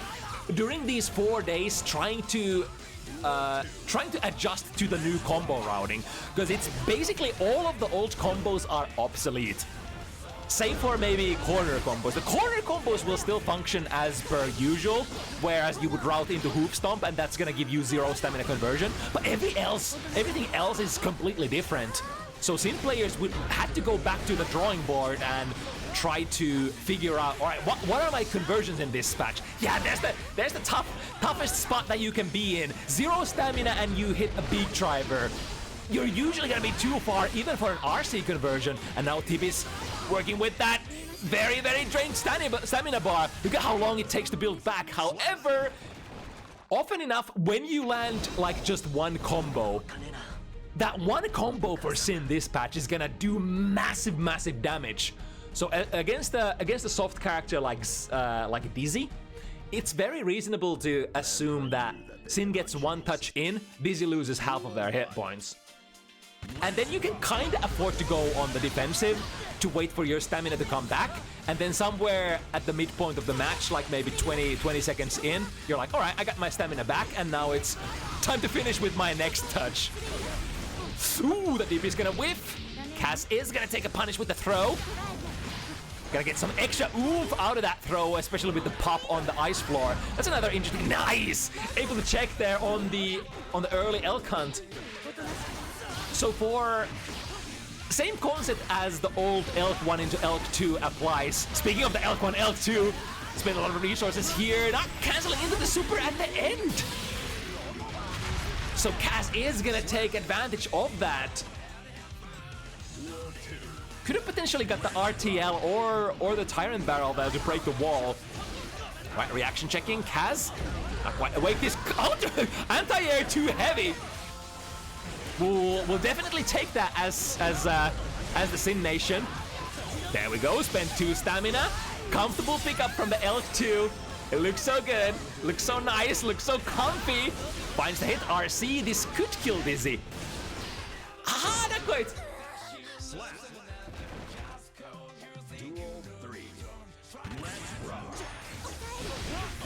Goes under once again. So far, Tibisu has been working with the new Elk 2 launch. You do have to spend like unless the second hit or rather the second Elk or the follow-up Elk counter hits, you are gonna have to spend a Gazelle Step. What is happening here with the ice floor? Swinging the opponent back and forth. Getting the wall break with TB, and now lots of frame advantage. Oh, sees. Wait. That wasn't a super? During that freeze frame, I was sure that was gonna be a super. But I mean, Tibis being the smarter player here and recognizing, no, that's no super. I can press here. Again, trying to get away with using only 1 stamina. If you go from special 1 into the Gazelle Step, it is still reaction punishable like that. Don't even need to throw necessarily if you're sure that it's gonna happen. Close slash will work surely as well. Yeah, I think one of the more dangerous situations in this matchup for Dizzy is when you make the opponent block Ice Pillar. I think it's like is it -8 or -10, something like that?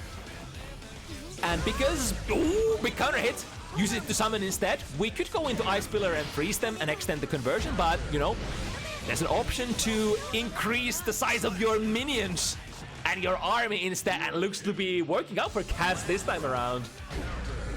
Bar slash as a counter or as an anti-air. Misses the pickup on the Gazelle Step. Burst fixes the problem this time until Cass putting the boy back into the corner. This is a soft knockdown though, and now full stamina bar. You already know it. Tibisu goes under. That Elk Hunt has a lot of potential against Dizzy, especially since like pretty much all of your summons as well as your Michael Swords are vulnerable to low profiling frames, which, you know, Elk Hunt definitely possesses. Missing the throw conversion as well. That's not the first time in this event that we've seen a Dizzy player miss the throw combo. It is tough. It's kind of like when Necro and Dizzy look at each other and Dizzy's like, nah, please don't hit them. Then there's like an arbitrary frame there that you have to RC during. So it's not the easiest thing in the world to follow up successfully. In fact, I think so far every single Dizzy I've played against on the internet has missed the throw conversion frame when they go into RC. But look at the middle, nice combo here, getting a hard knockdown as well. What are we gonna mix up with? I'm not even sure if Dizzy gets a safe jump here, but probably not, because we're working against 9-frame reversals. Ah, there we go! The big driver tap into a minion. So it works a little different than in Jacko, I think. Oh, are we good? Are we good? Are we good? Dropping the combo, just barely, almost.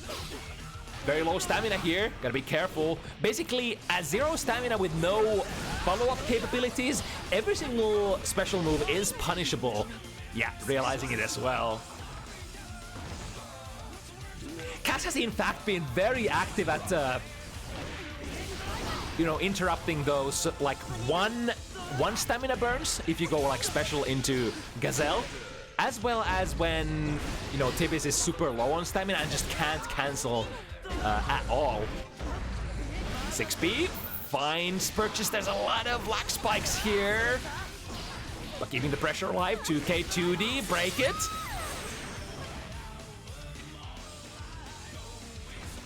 So this is a France to UK connection. Yeah, as we said, going under once again. It's like both of the fishes, the chestnut or the the fire spike, as well as I think Ice Pillar is probably the only one that could potentially destroy Elk.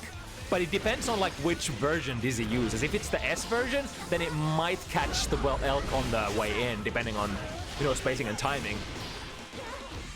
Can't use the follow-up, so can't get the best knockdown here. Ooh, there we go, 6B calls out the startup of the pillar. However, so hungry, so hungry. Wish I had stamina here. It's feast and famine in this patch for the little boy Sin. Or perhaps not a little boy any longer. We've had a couple of years to grow. There we go, 1-2. But would need another stamina to be able to pick up after the hoof 2. And now Cass potentially. But there's the DP! A trusty little Hawkbaker. Even without any stamina, can definitely use that. If you use that without stamina as a reversal though, it's not gonna give you the Oki. It's gonna be sort of similar to Leo's S flash kick. And then when you're ready to spend the 1 stamina on a Gazelle step afterwards, that's when you get the close slash pressure from that DP. But I mean, if it's, you know, if the opponent has 0 life left, then you're good to go. You only need the DP without any sort of follow-up. One of the best DPs in the game for sure. I think the best horizontal reach out of any DPs, period. But also working with decent amount of damage potential.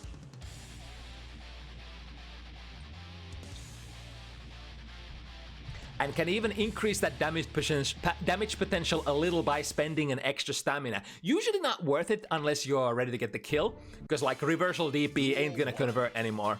Unless you like anti-air DP them, of course, or something like that. Yeah, smartly, dash blocking forward, however the ice floor causing a little bit of awkward moonwalking jump slash into, do we have that? Yes, indeed, goes into the modern rooting.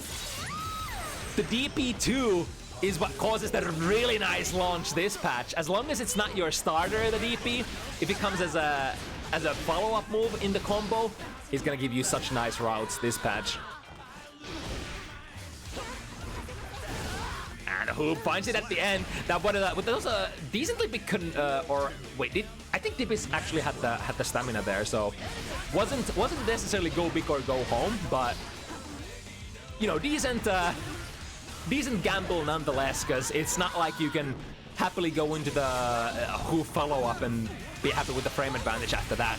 Because the hoof 2 is still, even though it guard crushes, it's still -5 without Gazelle Step. Alright, get the break here. Soft knockdown, drifting forward, straight into the 6P. Activated the wings there as well, but the wings are gonna be gone super fast. Reversal, that's gonna kill. Even though the super doesn't do too much damage, it is enough to deliver at least the last 50% of the opponent's life bar. Even round, starting with the far slash. I really want to check what the startup of that far slash is for Dizzy, because it reaches so damn far. With the double jump. Ooh! Landing! Into landing recovery, because Tibisu did use the extra jumping options, not being able to avoid the freeze on the landing frames. But now Tibi's working with the corner and 1 stamina. We have options. Tension also means options. Slowly building up to that 3 stamina. There we go, we're ready to go. Any hit here is gonna be big. However, drifts into the big far slash of Dizzy's. 5 heavy, big as well. Backdash, we catch those with the elk hunt. And the reversal, or rather, I think there was a Kara super there, which does take Tibisu's last bit of stamina. But at least, there's a lot of damage. Instant air dash, though.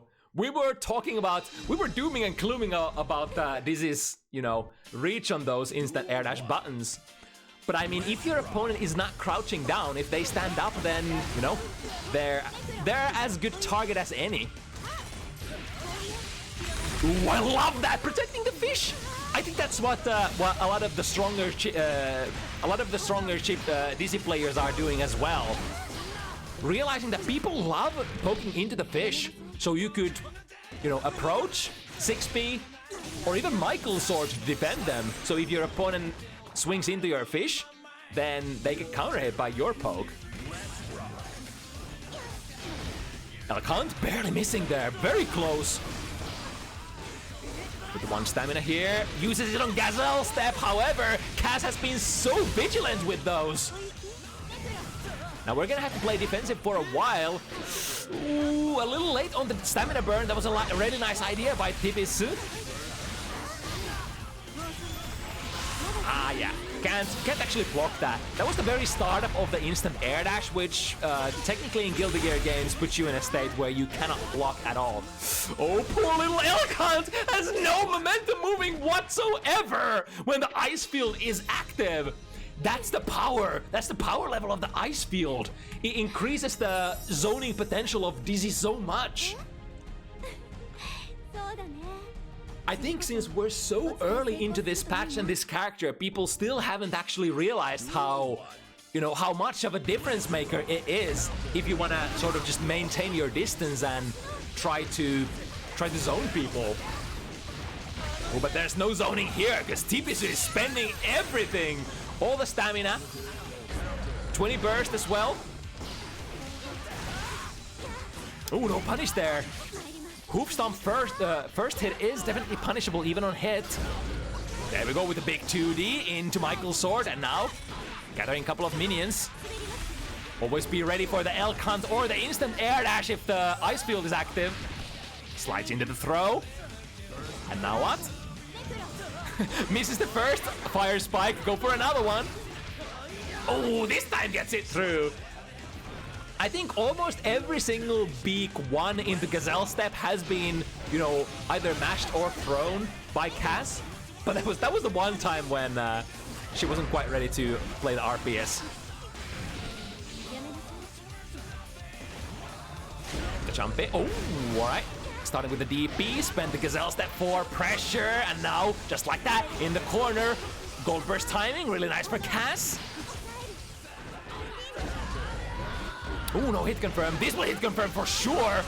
And we're gonna spend it to the old faithful, the Kara Super. Did it break? Yes, indeed. Had the 100 to save themselves. Cass in a difficult situation.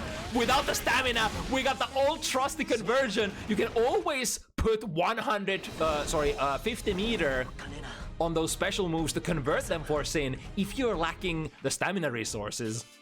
That's a very important aspect of, you know, managing your resources as Sin. Because ultimately, you're often, when you spend one resource, you're trying to stall for the other two and build them as much as possible. Double jump. Ah, but falls into slightly awkward spacing there. Hook stomp. Ah, there we go. Spends the 2 stamina here. That's probably the most the one thing that players didn't have to respect too much in the past, the Hoof 2. But now if you spend Gazelle with the Hoof 2, it's gonna be +6 for you. Just like all the other special moves. And the privilege that Elk 2 used to have when you spend 2 stamina with it is now attached to all of the special moves. Nice! The micro dash forward into 6p does call out that high profile poke from Tibis. Keeping it cheap conversion, spending only 1. I think that's like one of the most underrated abilities at the moment. Like, Sin players, when they get the hit, they want to spend it all because they want to do the new big combos. But sometimes you gotta have restraint. Sometimes it's like perhaps worth to spend only 1 stamina, even if you got that far range conversion. It could go into more, but perhaps you should take the safe jump instead. There's a lot of wisdom in that, but you know. Right, Tibis wanting to play this round. Yeah, this is full stamina bar. Cuts it short here by using stamina. However, I think usually the more conventional way of cashing it out is use the 2 stamina first and then end with a super so that you guarantee going through the wall. There we go, Beat Driver doesn't care about any of those special moves. They do say that Sin might be very strong against Dizzy because of his massively far range, especially since the fishes have lost their usual potential from older games. They don't take strikes anymore. I mean, they do, but they don't. They don't nullify strikes anymore. Spending all the remaining stamina. This is a punish! Cass not pressing a button though. Doesn't matter if Sin goes to the overhead with empty stamina bar. Doesn't matter what happens if they don't spend the meter. Plus frames, plus frames, plus frames, and then the frame trap into the heavy Michael sword. Patient gaming, Cass hanging on the trail of Tibis. 4 points each now, while reaching the sort of past midway point of the match. There we go. This time, not doing the dash blocking. Ooh, big counter hit. Yeah, that's probably worth a burst here, because that's 2 heavy counter hit is I think one of the biggest hits for Dizzy. 2S, also slightly underutilized button. The combo starter there, I think, was a counter hit jump heavy, which causes the massive ground bounce for Dizzy. Conserves the last bit of stamina. I like that. It's probably super important this patch for Sin Kisk to always try to maintain at least 1 stamina left. That way, when you go into your Oki, there is never gonna be a situation where you just don't get anything for your pokes, like Far Slash. Right through the wall. Cass has such a big... Ooh, but that's a very slow button. The 6 heavy will be able to counter poke with a massive close slash. Missing the meaty, that's terrible. Back throw into Hawkbaker. Here we go again. The party starter is the Elk Hunt, but of course, more pressure using the drift forward. RC again missing. I think that was a miss on the combo rather than the meaty this time. And Cass shows no remorse for the opponent. I mean, Tibis has been basically on the driver's seat for the most of this set. Can't show any mercy with this new character, with these new fundamentals, the new everything. It's a new strange world out there. Law of the jungle, take advantage of everything that you can get. Because it's hard to keep the sort of, how should I put it? Hard to keep it under control when everything is so new. Oh, that was a great 2D though. I feel like 2D, I forgot how many active frames that button has for Dizzy, but that might be one of Dizzy's better ways of fishing for Elk Hunt, right? Because it has such massive range that as long as Sin pressed Elk, it should collide with the 2D, with a big counter hit combo. Yeah, that was definitely dash blocking, but dash blocking into a fish. And then getting a little bit of chip damage there, ending the round in favor of Cass. There we go, speaking of that 2D counter hit. The fish is there to ruin the combo, I guess, this time. But that's an OTG, so can't get a true setup there, or can't get a true pickup. It's something that I've had difficulties as well. Nice bait on the DP. Or rather, reversal super. Are we gonna go into the super right away? Not quite, and it misses the meaty as well. This is tough. We have meter, we have burst, we have every defensive resource. However, Michael's sword naturally creating the frame trap. If the opponent hits anything there, they're gonna be done for. And now Cass, out of nowhere, taking a massive burst of whatchamacallit, the thing that you want to have in Guilty Gear Strive, the snowball momentum. That's the one that you want to have. Towards the end here, I guess it's been like, you know, gauging out what the opponent wants to do, kind of learning their patterns, learning how they want to approach, and once again, look at that, preventing the Elk from coming in. I think that's like one of the most important things. No matter what character you play, if you don't have a good counter strategy, like active counter strategy at neutral against Elk Hunt. However, ooh, nice, I love that! The new conversion, however, wrong button there. Probably wanted to go into a 2 heavy instead. Can't let that bring you down though. Cass with the back throw into the corner. Here we go. DP is the choice once again, but Cass remembers.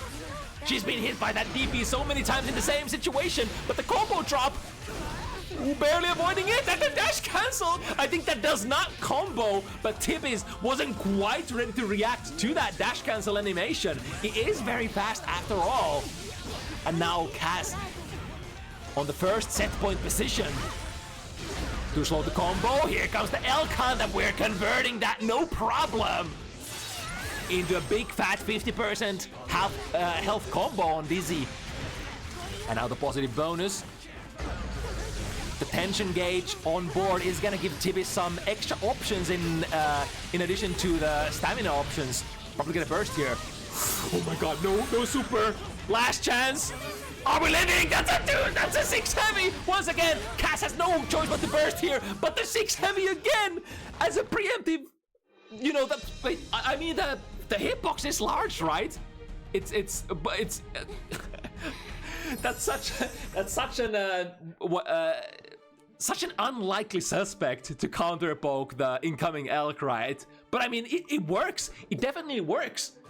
No matter what hitbox you put in there, it's gonna stop the forward moving momentum of the elk, right? And Cass at the very end of the set making some sort of adjustment. I think it's especially the control on the elk hunts that got Tibi's like the most value towards the start of the set. And then Cass just got really consistent with calling those approaches. And it's kind of like what you naturally have to gravitate towards in this matchup, because, you know, it's hard to keep Sin out. You can't naturally summon too much. Sin can tap your fishes and then tap you, or just go in with elk. You have to be way more way more space controlly rather than trying to get value from the summons. All right. But now the next one could be perhaps the highest skill level match of the evening, depending on your point of view. It could also be Fari versus Setsu, but this is a rather high level matchup as well. So Deknud, one of the senior members of the community, one of the most active TOs in the scene as well, taking out the Dizzy. We've been Dizzy players from the beginning, right?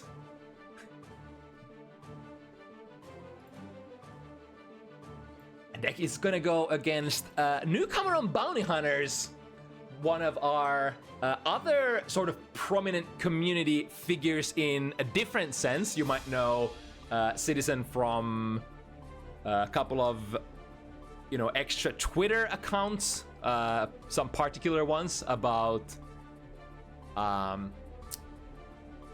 Leo Whitefang, if I don't misremember.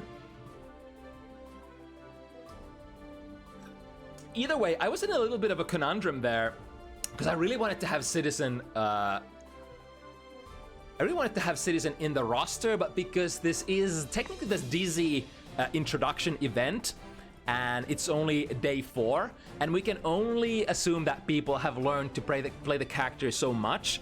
It was a hard sell, because Citizen is decently high level player. It was like, all right, who can I, on a good conscience, put against this guy?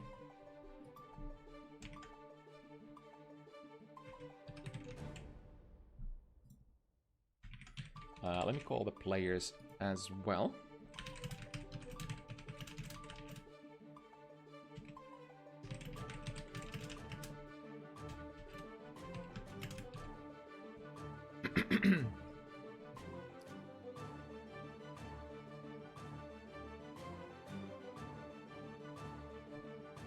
All right, Leo. What changes did Leo get? So Leo, I think the initial description in the patch note said that they wanted to make Leo stronger when he is in the back turn stance, but weaker when he's outside of the stance.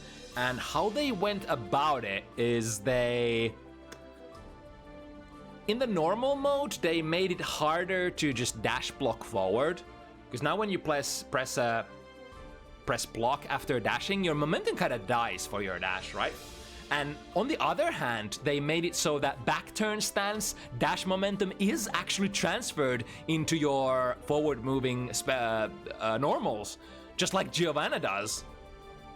So as a result, you have some really powerful corner carrying combos that can break the wall from almost any point of the screen, this patch for Leo Whitefang.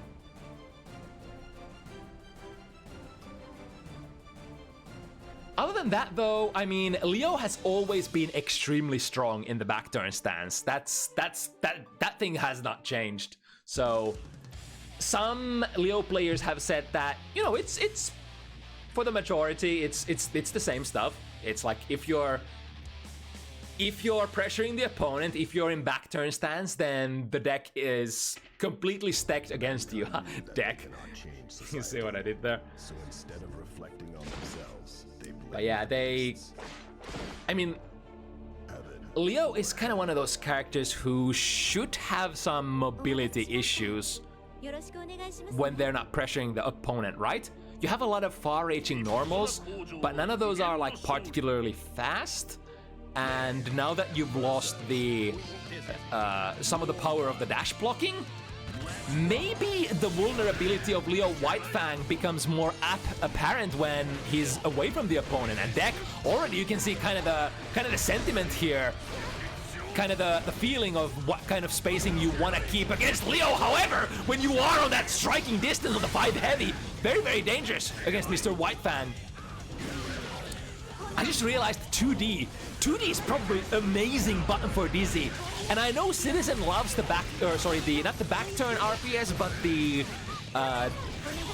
parry stance RPS. And Dizzy can basically reach you low, half screen away with that 2D. So I think if Citizen wants to play the parry stance a lot, that's gonna play against his, that's gonna be somewhat, you know, against him and in Deck's favor. Ooh, just barely missing with those buttons. Deck holding the nice distance. However, 5-heavy counter hit, getting Leo into the striking distance. And now, oh yeah, that was one of the moves as well. If you go into Turbulence, it's gonna be relatively safe on block now. So you can kind of force yourself in that back turn stance on even on block. And the opponent can't stop it, really. Using the S Fireball there. Was technically a good choice for Deck if, you know, if we had a little bit more life, then the Michael Sword could potentially get there before the opponent's, you know, S Fireball goes online. And now, the zoning advantage of this ice floor! Ooh, that's tricky. Deflect Shield, yeah, I love that. Use the Deflect Shield and basically negate the hardest high-low mix-up that could ever occur in this matchup. Deck spending all of the resources in order to try to play the least, or rather, the least favorable positions of Mr. Whitefang. Look at it dancing back and forth again. Overhead, yeah, it's unreactable. Leo Whitefang back turn heavy. Unreactable overhead in Guilty Gear Strive. That's what makes this character so powerful. And even more powerful now that the capabilities of his back turn stance have been, you know, bumped up. It's not just a forward-moving momentum either. I think they gave Leo some, like traditionally his back turn stance does not have any inboost for backdash, right? But now they gave him some. So it's almost like it's like somewhat a traditional backdash when you backdash in the back turn stance. Hard knockdown, here we go. Just going into the close slash. Look at this. Yeah, uncontestable. I mean, maybe, I wonder if Nightless characters can punish that with their 5Ks. The distance is still like fairly far away though, so unless you're instant blocking that Turbulence, it's probably never gonna be a punishable distance. Oh, I like that! That's gonna call out the stance as well! Using the Ice Spike! Oh my god, Leo just can't afford to use that thing in this match, just probably. Nice patience, yeah, comboing into the ice, set up the fish. Being safe against the flash kick, which is the primary defensive tool of Mr. Whitefang, of course. Using a decent amount of the jump D as well here as Michael Sword whiffs. I think on a Michael Sword whiff, that could be potentially a way in. You could go dash momentum 2D, for instance, to punish. It's a rather limited range for the S Michael Sword compared to the heavy one. Yeah, once again, Deck spending the Deflect Shield. I think in this matchup, the Deflect Shield might be even better than the full burst. Because, like, technically, if you Deflect Shield against the high-low mix-up that you would get in back turn stance, that's like That's worth a burst. That's definitely worth a burst against Leo.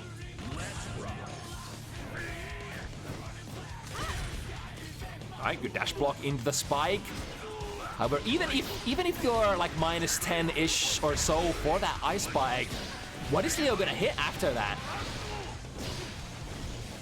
We got out of there. Ooh, just barely missing the back turn heavy.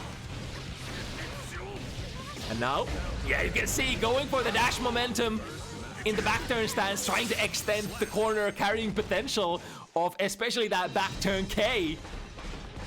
And Citizen gets the second one in a row. It's funny because like a lot of these rounds, I want to say majority of the rounds have been, you know, controlled by Deknud. But then when Leo critically gets in, I mean, you already know how it goes. Had already some momentum going into that ice field. I think that's like the thing that you want to try to prevent as much as possible, that the opponent has no momentum whatsoever when the ice field begins. Because if they do, it can snowball into some really massive forward-moving momentum. Trying to backdash out, using the 5 heavy to disjoin. This time though, the parry stance strike has very good hitbox. Ooh, using the 5D tap. Citizen was not ready to burst this time around though. Ooh, bear miss on the back turn heavy. Lands the next one though. It should be a kill. Super. Not even needing it. Citizen looking good. Doing the stuff that Leo Whitefang really wants to be doing a lot of the times. Look at that 5 heavy. I think that's the best showcase of how to use that 5 heavy as a normal for Dizzy so far. How Deck has been using it for this matchup.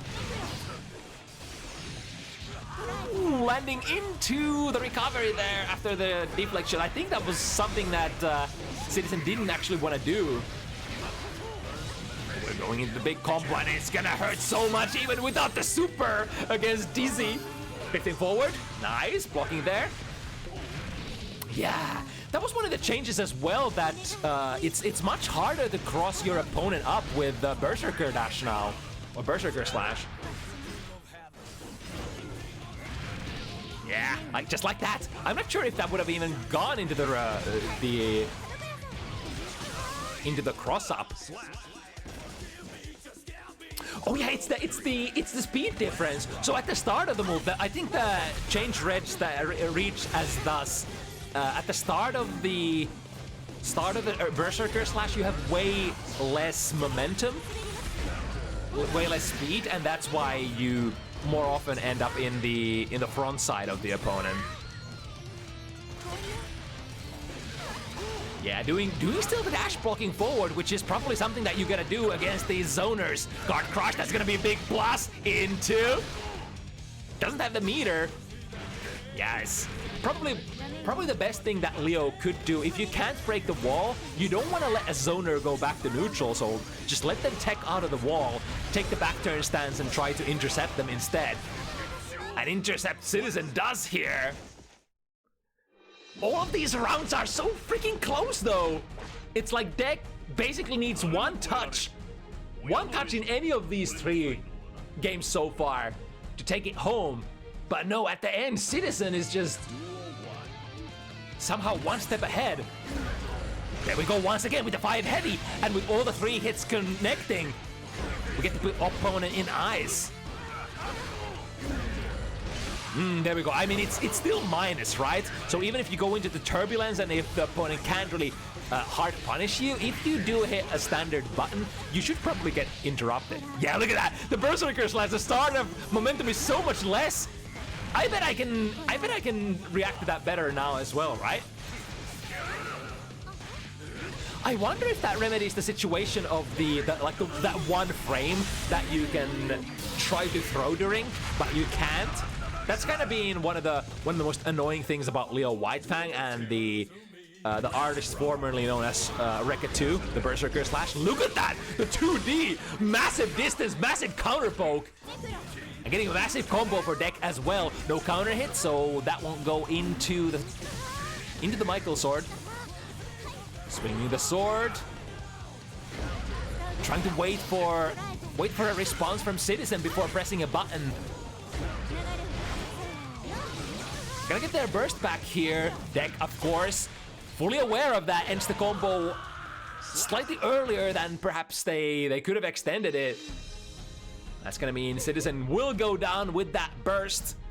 Perhaps that was like, that's one of those situations where if you spend that burst, you're probably fucked anyway. So you might as well try to get out of that sticky situation and then save the full burst gauge for 2 wild assaults. Remember, Leo is a red wild assault user after all. So if you can make the opponent block something, you can have Christmas on your hands. Speaking of having Christmas here, ooh, Dek spending the preemptive Ice Spike and getting Citizen to dash block into it, but not successfully. Dash block into it, but not successfully. That's a funny way of putting it. DPS is good here, getting out of the corner, but once again, look at that! Dek has not been letting any of those Berserker slashes rock. What rocks here is the burst, though. Probably a good idea for Citizen, because you do have quite a lot of resources in terms of stamina. Ooh, that's a big combo. Into. Do we got the momentum cancels? Not quite. I'm not even sure which starters can go into the micro dash back turn stuff. Dek missing the conversion, but so does Citizen miss the throw, and that's maybe even the more grave sin. You definitely don't want to do that in Guilty Gear Strive if you can help it. Tries to go for a very far range poke on the 5 heavy, colliding with the ice pillar from Dek, and now. Ooh. I think, yeah, on the ground, Dizzy very good at fighting against that back turn stance, but when she's in the air, just about any character is kind of like a fish out of water. To the fish. Ooh, Dek had the setup, the high-low setup, but I think missed the timing on the late air backdash jump K. And now as a result, Citizen, no mercy, kill them. You missed your setup? Too bad. I really want to see that setup, though. I think so far none of the discipline layers have been able to run the high-low. Most of the players who have run the meaty fish Oki have run the left-right instead. Ooh, nice reaction there. If Dek charges the 6 heavy fully, that's gonna be plus 12. But with a good keen eye, we can see. There we go. There's the late air dash with the overhead option. Goes into the low this time. Timing of the YRC was perfect there on the landing, so could get the plus 10 on Dek. Glow slash, Deknud with the massive rewards. Instead of going into 5P or to 6P to anti-air, no, Dek chose to go for a glow slash instead. And I mean, I guess as Dizzy that's pretty okay, because like we talked about earlier, the glow slash activates from way further distance than some other characters. So you can probably be fairly sure that from those anti-air situations, you're gonna get the glow slash and not the far slash. Dash blocking, but how... Ooh, speaking of the glow slashes, Leo being one of the better suspects for having a really far, like vertically reaching glow slash. Taking Dek out of the sky into a big conversion, and now, ooh, that was so big. Tried to go into the back turn stance by activating Turbulence or charging Turbulence.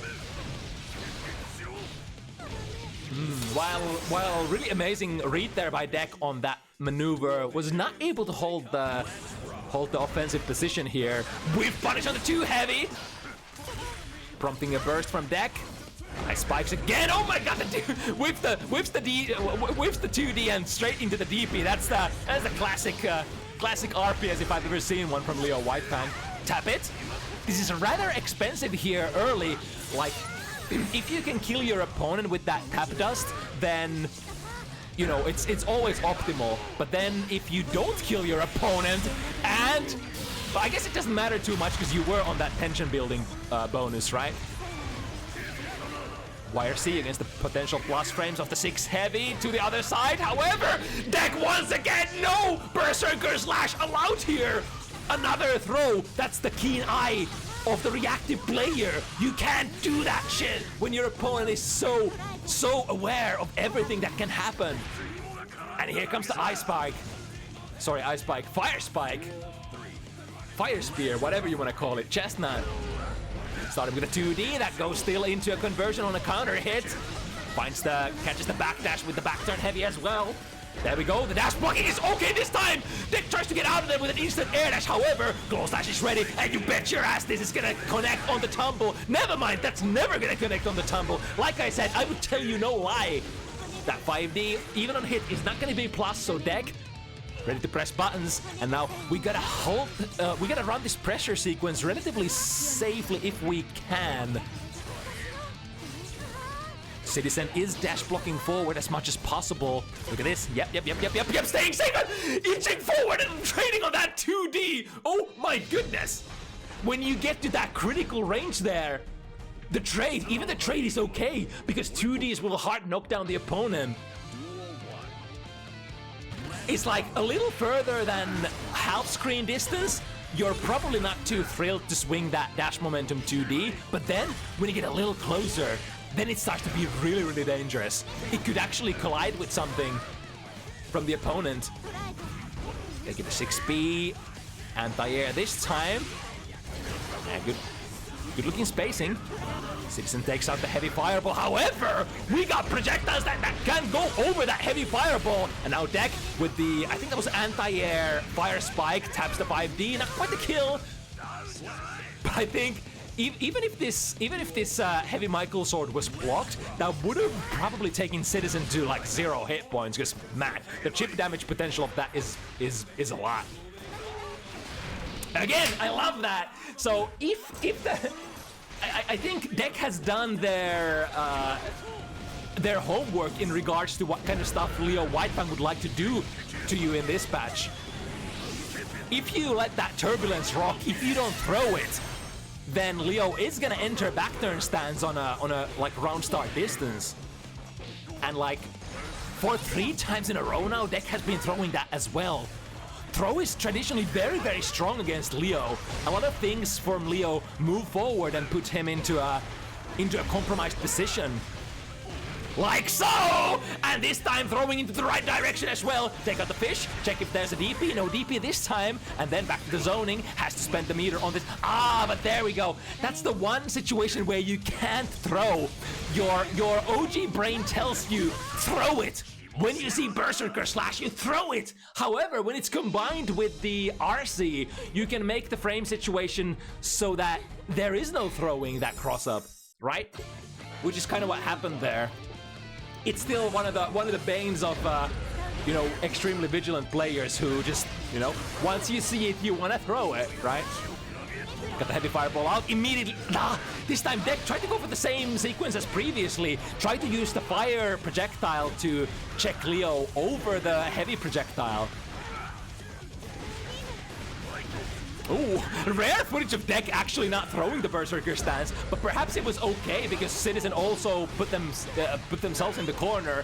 But just like that, we're coast to coast. Landing from the front, landing from the back, and then the back turn S catches the backdash. He's dancing around. Ooh, that was not plus frames either, because you didn't cancel the stance. Only by canceling the stance from the back turn heavy do you get plus frames. However, Dek thought that if there would be a cancel and respected, so there was a follow-up. That's the RPS, the eternal RPS of the Leo back turn stance. And look at this, dancing back and forth. This time not blocking on the right frame. Dek is like, all right, you can dance around, you can fucking wave dash around. I'll just get out of there instead and get the real estate.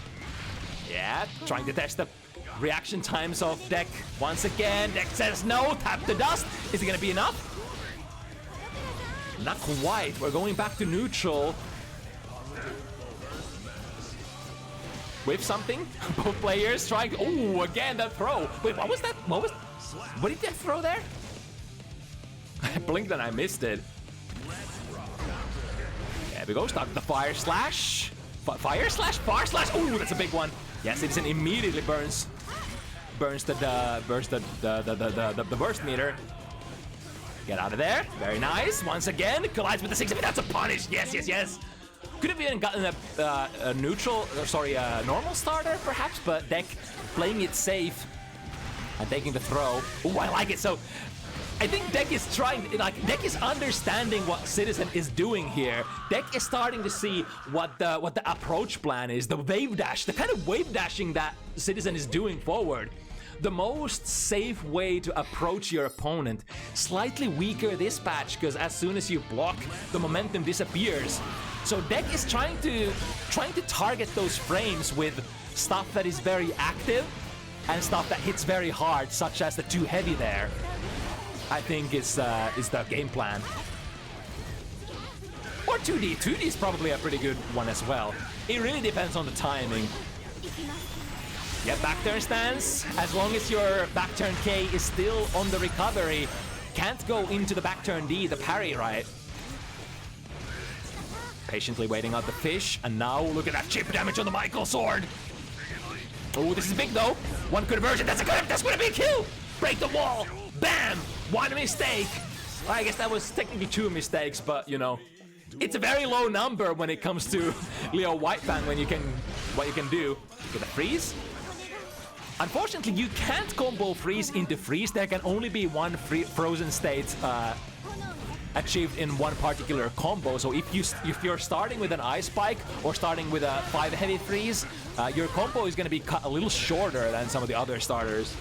There we go, the 2D. Look at that range, the massive range. Both of these characters, really, really massive range on their 2Ds. Perhaps made to counter each other, or maybe not. Dek gets the OTG. I didn't even know there was a 2D OTG available there. Really great awareness. Oh, nice shimmy there. But not that, didn't get the counter hit. The timing wasn't quite there for Citizen. 2K2D, set up the fish. Use the fish frame advantage to go into 6 heavy frame advantage. Punish, yep. Too close, 2K2D does the job. Speaking of 2D, there we go, the counter hit! And a meter burn baits out the burst from Citizen. Now Dek can go all in. With the wall slump, YRC get off me. Yeah, Dek is once again ready to throw. Throw it, yes, that's a punish! And now the options are going... You know, the options are not too many for Citizen. We have deflect shield, but that's everything. That's everything, you know, Citizen has here. Instant air dash from Dek. I think that was the first one in the set. I was not expecting that, and probably Citizen wasn't either. Getting shimmied again. The one, able to see the frame and goes for a 6P. 6P's the SDP. Are you freaking kidding me? Deknud takes the lead on this set, I think, for the first time, right? It's been, for the majority of the journey, it's been Citizen who's been in the leading position. Or am I misremembering? I can't even, I don't even know. It's been such an adventure so far. 2D counter hit into Michael's sword. I think you can also have an ice field there at the end if you want. Or you could take other summons or... Yeah, look at that, not letting that turbulence rock even once.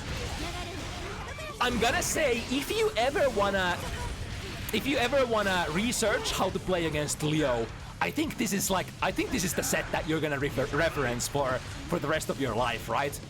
Dek is showing like basically every single universal, you know, RPS tool that you gotta have against Leo. Once again, from the 2D to the Michael sword is gonna be enough.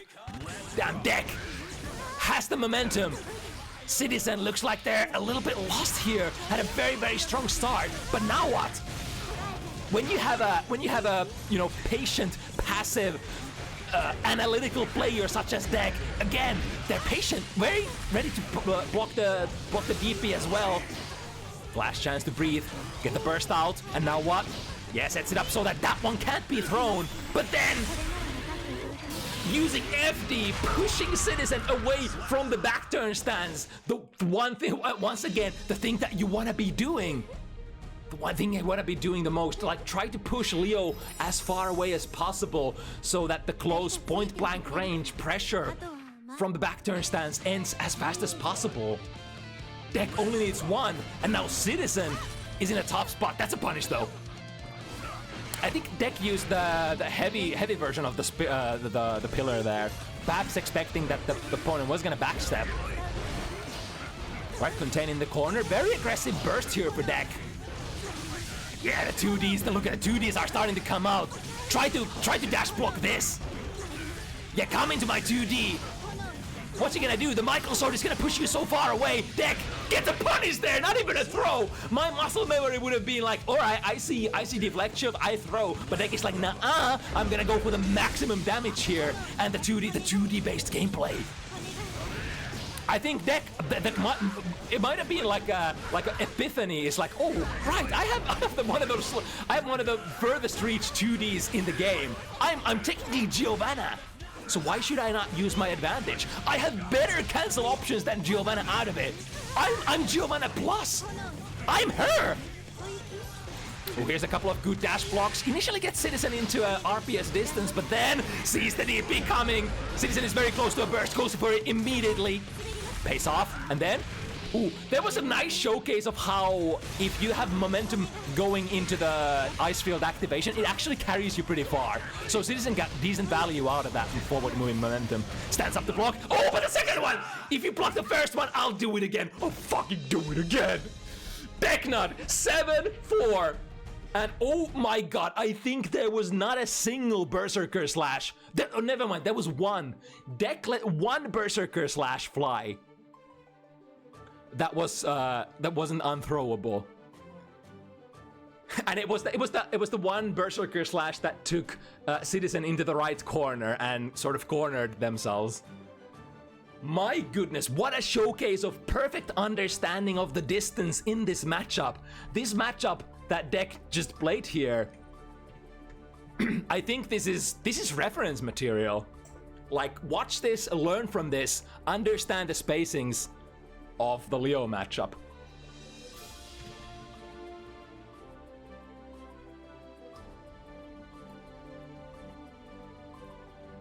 Alright, we got 2 more to go, and this is another newcomer pair, or debut pair for bounty hunters. These two wanted to play against each other, Diago and Nightfall. 2 keep away characters. This is gonna be super interesting, actually. Johnny didn't really receive almost any changes. I think that, actually, funny enough, I think the changes that Johnny did receive are actually relevant in this matchup, because now Mistfinder pokes through fireballs, right? Or was it the change that they Mistfinder negates fireballs now? So that probably is gonna play into sort of the mechanics of this matchup, because Dizzy does throw quite a few fireballs around. Although a lot of those fireballs are like a little weird, such as like the ice spike is, you're not gonna Mistfinder that, right? Because it's coming from below. Or the Michael sword. There's like, that's an instant projectile. There's no, or wait, is that projectile? Is Michael sword projectile? I don't think it even matters too much in the framework of this matchup, particularly whether that is a projectile or a strike. Let me call the players in the lobby. I think we already have.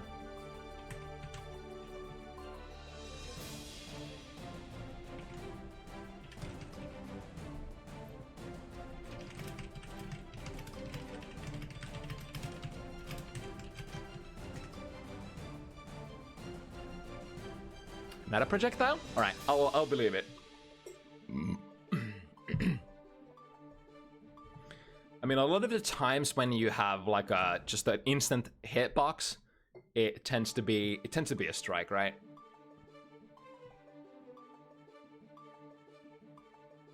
Yeah, slide hit is the weird thing, because like you think that is a strike, but that's actually a projectile.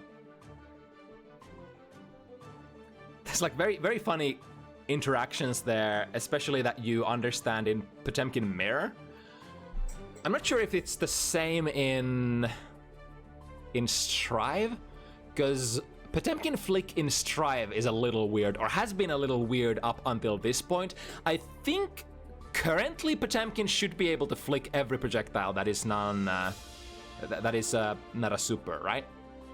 So I would imagine the modern day Sleight Head should be able to be flicked by FDB. which was the kind of interaction that you could do in the past in older Guilty Gear games.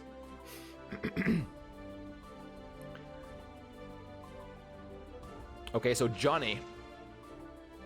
So the value that Johnny wants to bring to the table, the summons, quotation summons that Johnny takes out, is the cards that he throws around.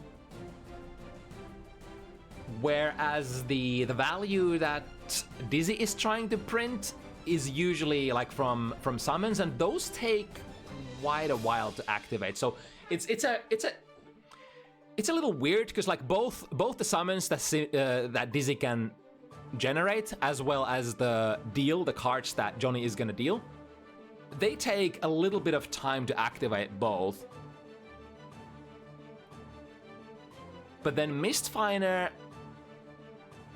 you can hit Mistfinder from so far away. Technically, you can hit Michael Sword from very far away as well. So perhaps this could be like somewhat akin to the Dizzy Mirror, where both players can kind of check each other's tools at full screen if they pick the right option. I mean, the toolkit is going to be much smaller for Johnny, because you're technically only working with your... You're kind of just working with your Mistfinder and then Vault Deal. Like, if there's an opening, you Vault Deal. You try to, you know... That's like the biggest quotation bluff or a neutral skip that you can get out. If you get the Vault Deal, combine it with 50 meter, go into uncontested Guard Crush, that's where the party begins.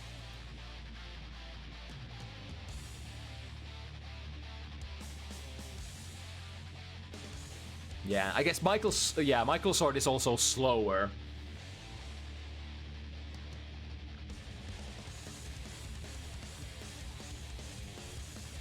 But if, like... What about Mistfinder on block? So minus 15, and the startups of Dizzy moves, I think... Mankind knew that they cannot change. What's the startup of Ice Spike? So instead of reflecting on Do I have Dust Loop open on my phone? Let me see. Can we get some backing from my best buddy Dust Loop before this matchup kicks off?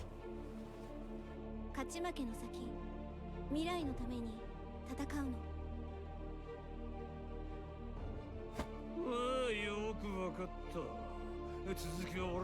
Dizzy and... I hate this, please. I don't want these. Alright, no time to check, but I guess the players are gonna play it out for us and show how it's gonna be done. The dash forward momentum out of Mistfinder. Once again, it's probably gonna be the tool that is gonna govern how the matchup goes. There we go. Once again, punishing the projectile startup from Dizzy. Mistfinder, and again, if you block it from full screen, what you gonna do? What you gonna do about it? I'm minus... Oh, I'm so punishable. Freak my Chungus life. I'm minus 15 here. What you gonna do? Even if you're a zoner. Ooh, to the other side. All right. And then, get the guard crush. Get it again. And Diego has even more. Probably hoping to go into another loop of guard crushes if possible. Look at that. Wait, who's trading what? Oh, so the Michael Sword did trade with Far Slash there from Diego. But unfortunately, Dizzy was just so low health that... Alright, freeze them up, get the fish.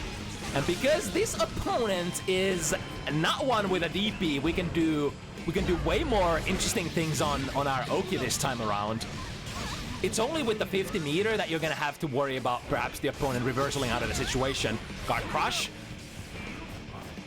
Ooh, okay, saving themselves, sees that. 6p under the Mistfinder. That is of course an option, even though Dizzy has a slightly stubby type of 6p.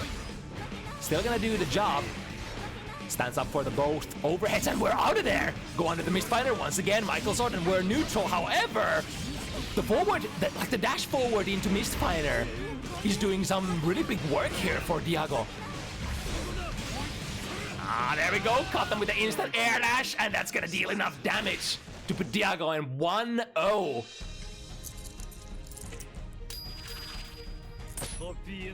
Yeah, it's certainly clear who is like who has the firepower advantage and who has the sort of initiative here.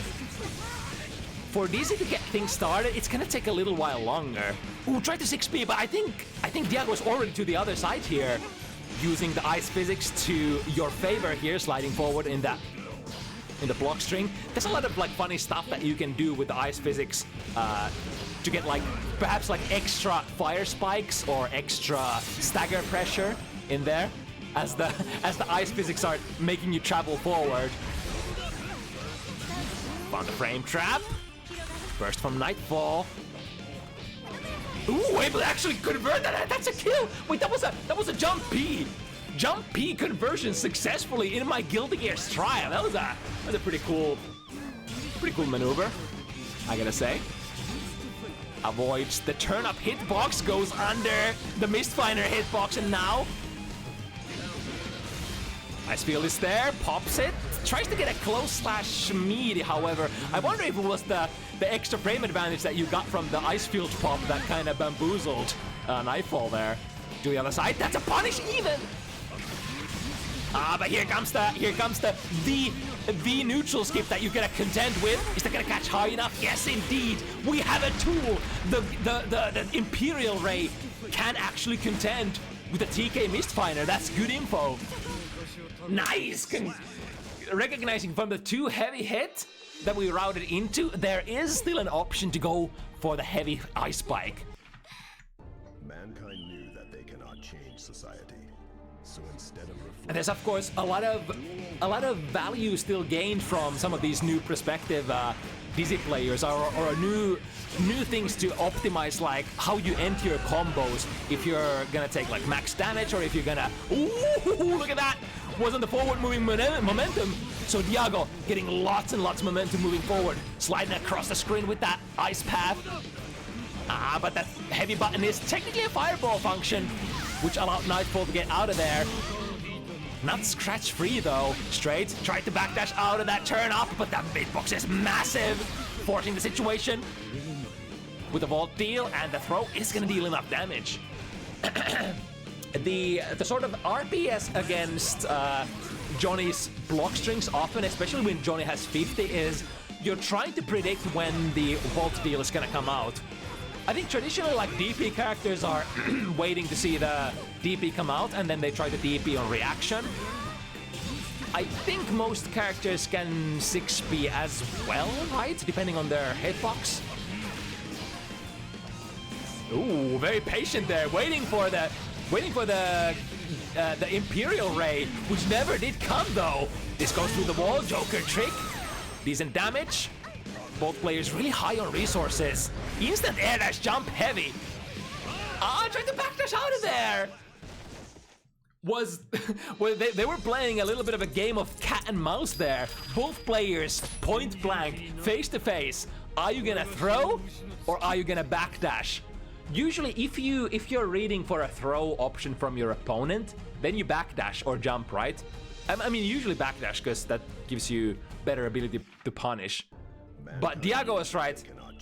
I think you're gonna backdash, right? So I'm just gonna close slash, which would get beaten by the opponent's throw. So, yeah. I love fighting games. Let's ooh, look at that! The active frames at the reach. The forward dash momentum from the Mistfinder stance, bringing Diago in contact with the 5 heavy. Yeah, into summon the pillar. Oh, unfortunately, there was so much damage on the wall that the pillar ends up prematurely breaking. But I mean, I guess you're not gonna be the most upset person in the world if you bring this matchup back to neutral, right? Or are you? Maybe actually DC wants to keep it out of neutral as much as possible because she's the more setup-oriented character. I'm not actually sure about that statement. Nice. Recognizing the kill is available there once again with the heavy spike. Ooh, that's looking like a spacing that was potentially punishable, but again, maybe this is far slash is slower than 15 frames? Question mark?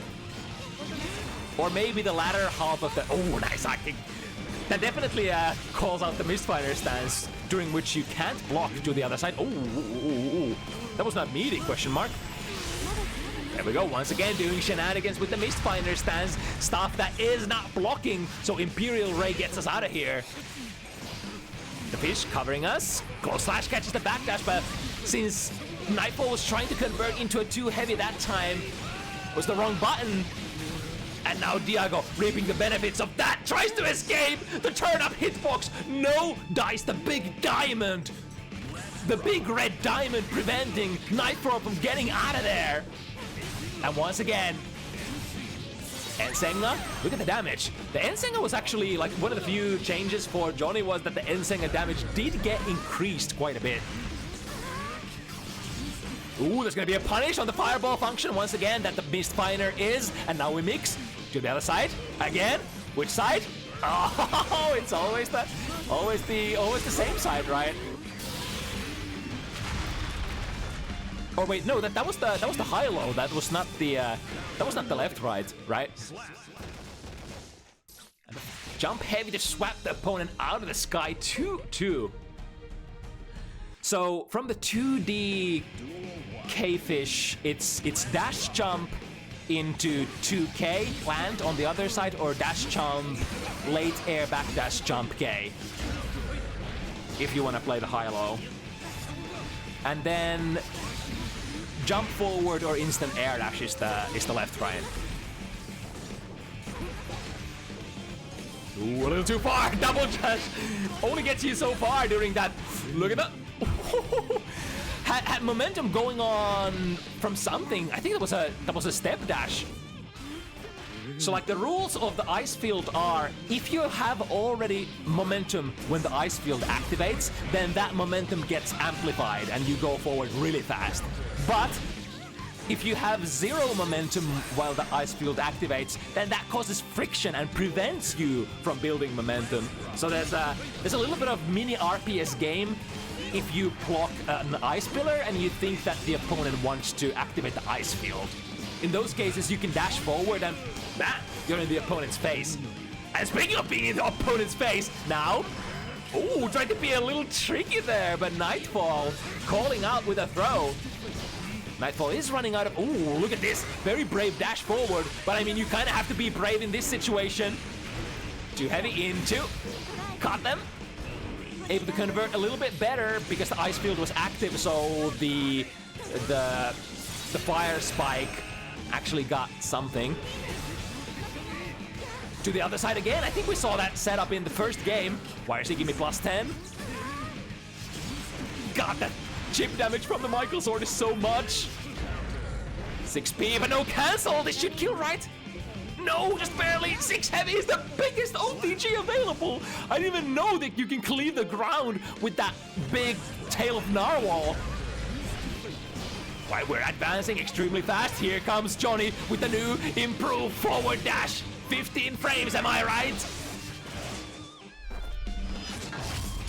Send them through the wall, and now opponent has no DP, so we can definitely go for a quotation safe jump.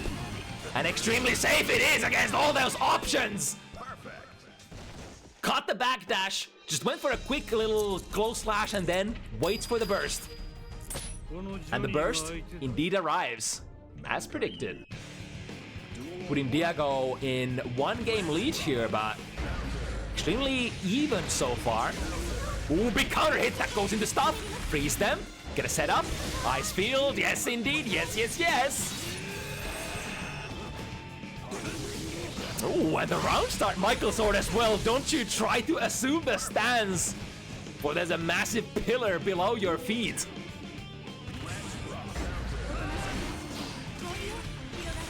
Yeah, all right, checking them.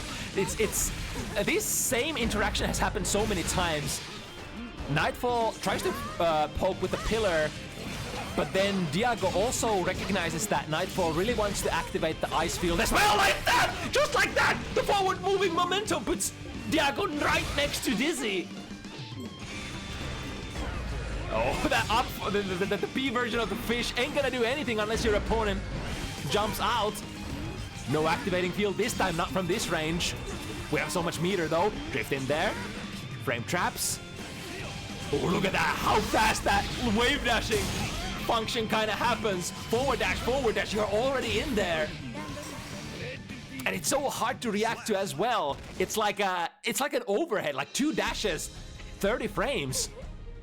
It's like an overhead reaction. And then when you're kind of reacting to it, you're like, oh shit, Johnny's already in my face. Big one. Freeze it. And then start the gameplay. Trying to throw there. Big counter hit. You can. I wonder though. I wonder if you always have to activate. Yo, ice physics. Hello. To the other side and still gets the combo. I wonder if you can delay the ice field application so that you can mess around with the opponent's like dash timing after the ice field, or sorry, after the ice spike. Because like if you only have one timing, then of course your opponent is always going to be dashing forward at the same timing.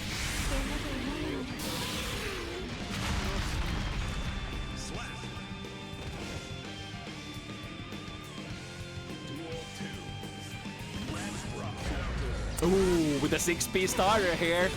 One of the few tools that can contest Mr. Spawn this round start far slash to the other side, but we're okay. Ooh, the ice field deactivates, I think, just a little too early so that Dizzy didn't get the pop conversion there.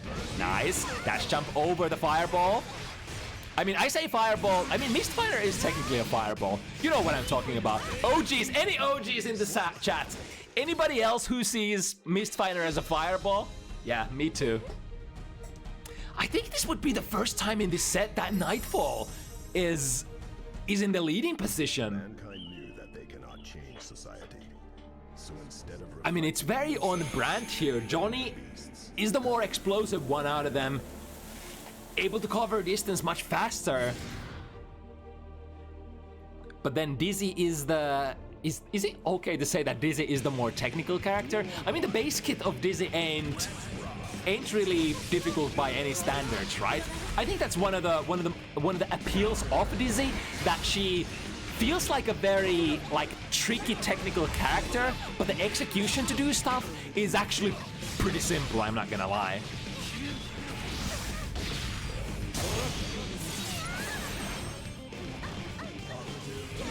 Right, into the safe jump once again. FD trying to push the opponent away as far as possible. This is a losing proposition. Don't even need to super. Save time, close slash, go through the wall. Diago is trying to speedrun this to go back to even score. We'll punish a 10th there, take a step back, swing a 5 heavy. Wall gives in a little too early, but I think Diago is gonna be pretty okay with this as well. 100 meter. There's a lot of things that could happen. For instance, that was not one of the things that I was expecting though. Burst bait, super RC. Yeah. Go to the wall. But the last Ensenga, that might be or might not be a big mistake there, depending on if, you know, Nightfall is able to convert into a counter-offensive. But that was never to happen. Yeah, Diago, literally, that was the fastest round of the set so far. That's a counter hit. Because we're so close, we can actually get an opportunity to burst there. I kinda like that burst, actually. Because it's kind of dreadful if Dizzy actually gets the sort of the control of this matchup.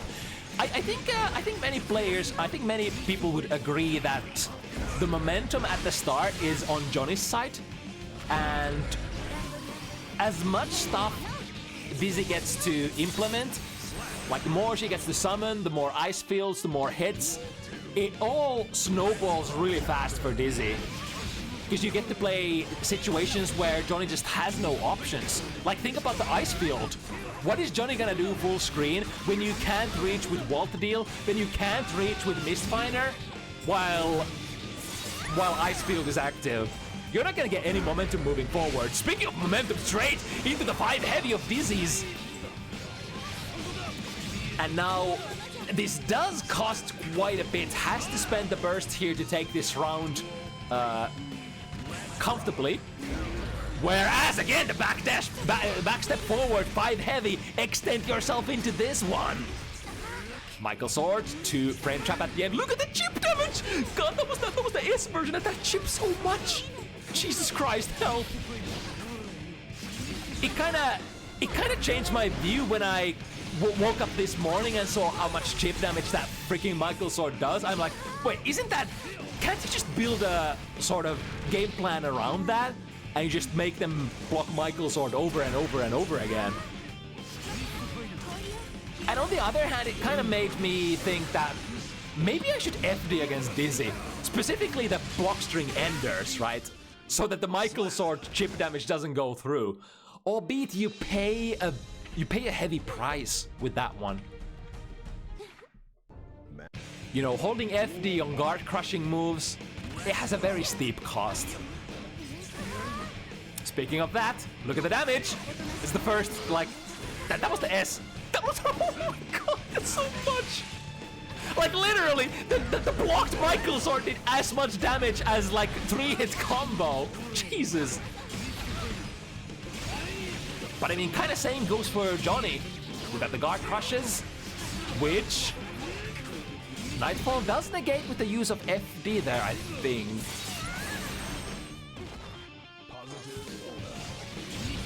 Oh, alright. Just dash forward, close slash, TK Mistfinder, you know the vibes. Don't need to convert with meter if the opponent is so close to death anyway. Ooh, counter hit, and Michael Sword. Yeah. Are you gonna block more of these? Michael Sword? Michael Sword? Holy, that's, oh my god, that's half of your hit points with just blocked Michael Swords and more. This is just chip damage, and now one combo. This character is nutty. Alright, good block there on the reversal. Diago can potentially launch a counter offensive after like, what, 5 or 6 blocked Michael Sword chip damage?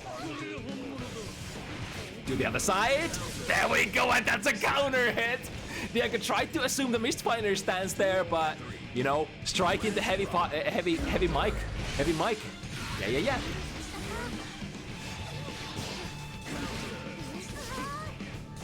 Alright, being full screen. Oh my god, and you can't even backdash out of that. I mean, we've seen Diago backdashing out of the Michael Sword a couple of times. The ice physics once again. Sort of working against Nightfall in that conversion. Where's your Wild Assault now? It has no momentum whatsoever. And once again, Diago can't get anywhere. Look at that. That's Orange Wild Assault. It barely goes anywhere. TK Mistfinder, nice nice overhead block from Nightfall. Diago kind of expecting the burst to come out there. It does, but in a very different manner. 6P. Oh, there's so much counterplay. Diago saw that 6P active and then transitioned into something different because he knew that if he lets it rock, if he lets the Mistfinder rock, it's just gonna go over that 6P. And Diago definitely still in it to win it. We reach 5-5. It's time for the championship rounds. Either one of these contenders. 2 more games is what it takes. Even on hit. Oh my god, that's a big combo. Half life gone. Third of your life gone. You sure you want to block more Michael Sword? Smartly holding on to, oh my god, this character. Is this Michael Sword the character? That was some really nice wave dashing there. Dashing past the fire pillar, the ice pillar. We no longer have fire pillar in this game. Thank god. That was an obnoxious tool. We also don't have fire fishes anymore.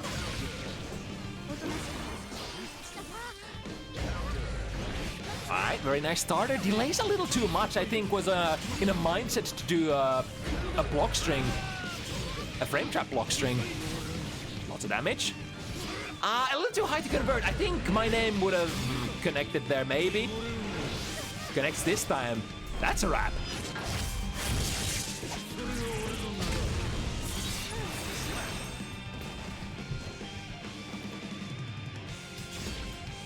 I think like DC has so many different victory conditions. Like you could think Wings of Light as an obscure victory condition. Then there's like chip damage from Michael Sword. Then there's like the Oki loop, the set it and forget it, disc Oki like kind of win condition. And like she's such a diverse character, to be honest. Then there's like yeah now we go into this. especially combined with Ice Field, the ability for Ice Field to prevent the opponent's mobility. Close slash starter here. Very late on the Ice Spike this time. So not finishing the combo. Look at it, the backdash! The shimmy! Not finishing the combo properly.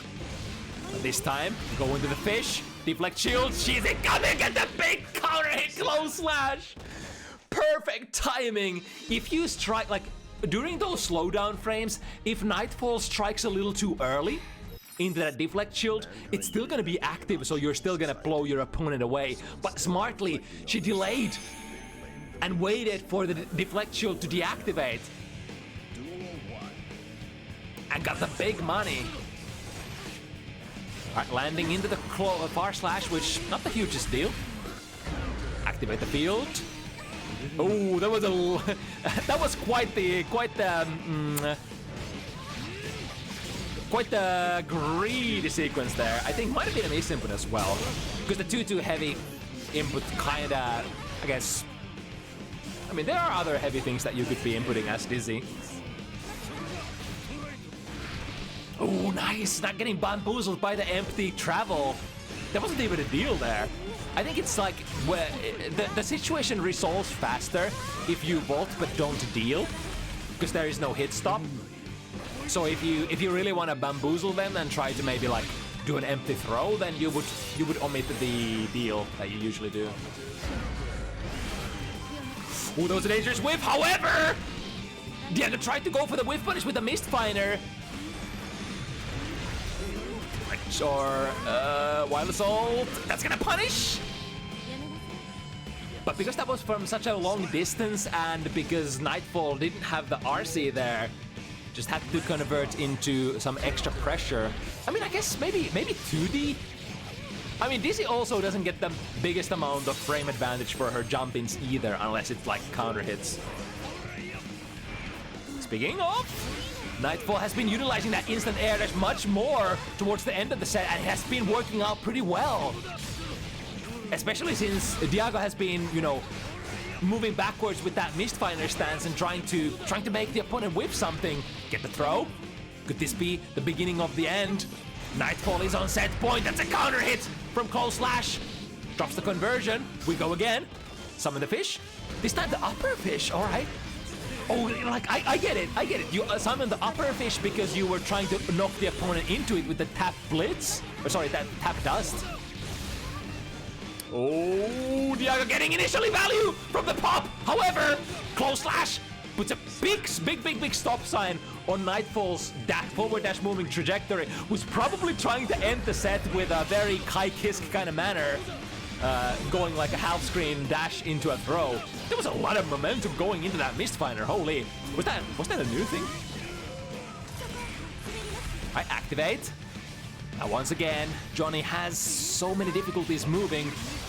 I mean, air mobility moves are one of the few things that you can do, extending into the active frames of fight heavy. Ice Field is active. Oh no, but that's forward. The target is sliding forward. Minus 15 out of that Mistfinder. The reversal works out for Diego. Have to make this count. We have to get some pressure out of this 50-meter. Reversal super could be a possibility. Deflect shield is on the table as well. To the other side. Oh, we tried to throw, but that was too early. Sets up with a jump D, very peculiar kind of. I think I've seen the that's a wrap. That's a wrap. Boom!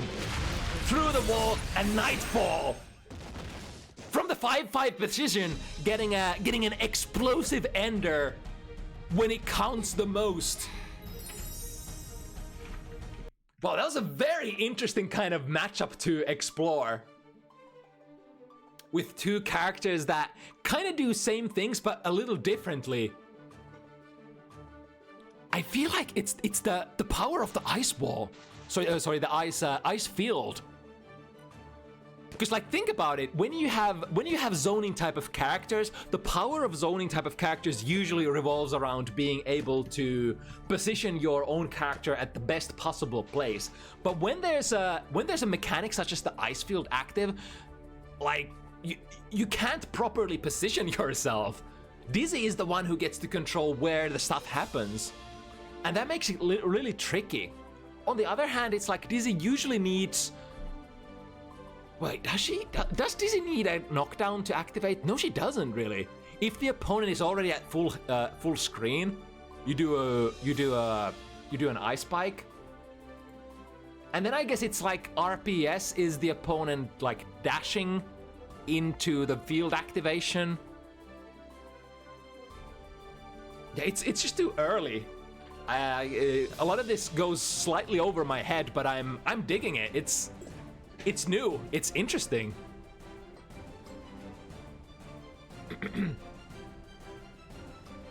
All right, we got one more. The Dizzy player in question is gonna be Setsu this time. The perhaps former Ramlethal main, the strongest and the probably only Ramlethal player in Finland at the moment. And then we have our also technically only Faust player in Finland at the moment, actively at least, since Tibe is not too active in the Strive front anymore. Damn, we miss you, Tibe. Please come back.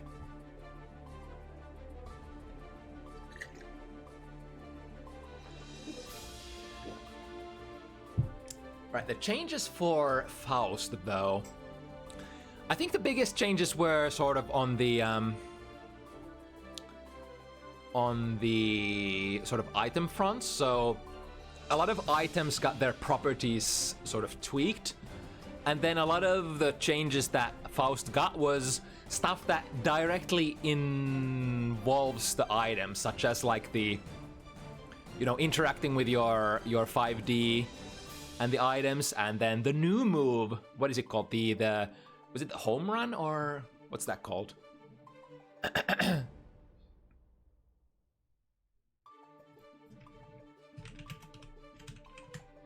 gonna have to pull out the patch notes to check what was it home run? Home run, is that the name of the move? I have a couple of seconds here. No, I don't. Flip here. Faust changes. Reading change list live. Hole in one. All right, that's the name of the thing. Hole in one. So instead of reflecting on themselves, they blame the beasts. It was a little bit of a shocker, I'm not gonna lie, when I saw the hole in one hitbox for the first time. It's like it's almost half screen away, and it is basically just nothing but like hitbox everywhere. Granted, it has no disjoint, but technically, like, you could argue Dizzy 2D has no disjoint either, and it's an amazing button, right? It reaches far, right? So that's like, oh, the banana!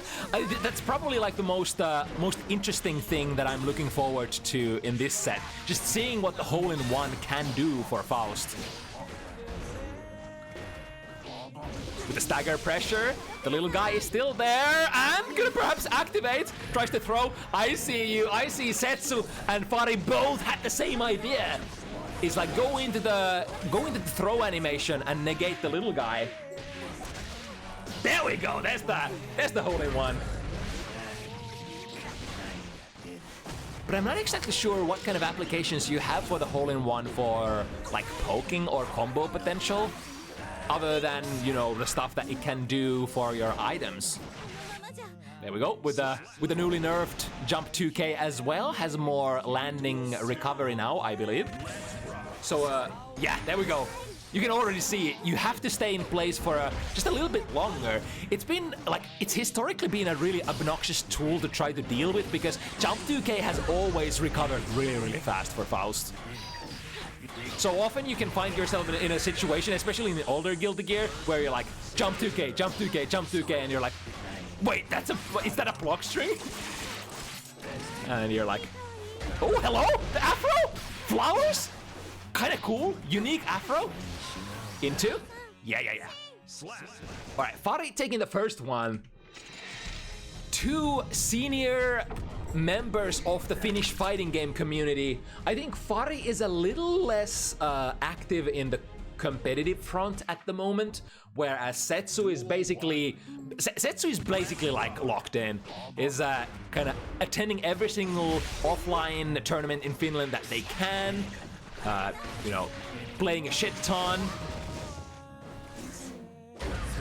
and potentially being one of the contenders for the current like holy trinity of Finnish fighting game top level players, which has traditionally been like Raigen, Shady, and Solid. There we go, once again with the jump 2K, drilling to the victory. Faust might be a little annoying archetype to play for Dizzy. I mean, like, both of these characters can, if they choose to summon, they can take out their stuff, but then you gotta kinda calculate which of the characters gets more value. Speaking of value, that's a lot of plus frames from the fully charged 6 heavy for Dizzy. There we go, the trumpet to the other side. Setsu is gonna pick that up, and that's gonna be a combo breaker. Unfortunate. Wakes up with the 6P. Meteor's coming. Guard Crush is the name of the game for that item. After the left-right component that you usually get from the Meteor. Setsu has to kind of burst here, can't afford to go through the wall. Air throw, OG stuff, this is gonna be punished. Let's see if Fari wants to burst immediately. Yeah, wants to still play for it. 6 heavy, pulling Setsu out of the sky. Speaking of pulling dunks out of the sky, look at that air throw. I was about to say, Setsu's air throw instincts are on kind of like the same level as some of the OG players coming from ACPR and Exert. The funny thing is, like, in Guilty Gear Strive, you don't actually need to use air throws that much, because this game allows you tools that are sort of similar-ish in function. Like, air-to-airs are very strong in Strive, for example, and like anti-airs in general are very strong in Strive. And like, standing Ps are very strong in Strive, so you don't necessarily need to go for the air throw option, which used to be like the staple. Alright, the wall breaks around where you would expect. Looking for one more hit. Yeah, that's I just love that. It's a very simple interaction, but Setsu basically had to make that RC. If he doesn't, that's just a punish situation for Fari, right? So in order to play more that round, you need to have that interaction engraved into your spine. You have to get out of there using your drift RC if the opponent puts you there. Right, because that was a whiffed 5K. That doesn't put Setsu in too much of a recovery state. And now, lots of plus frames we're working with, ending it with Michael's sword and lots of chip damage. Here comes Fari though. Let's see if we can even it out. 3 bombs, all right. Time for the chip damage. That's no chip damage. We're not blocking there. Jump PP. Was that a trumpet that I left behind or a banana? Oh my god, Fari's having the item luck of their life. But as they say, fortune comes for those who venture or something, I don't know.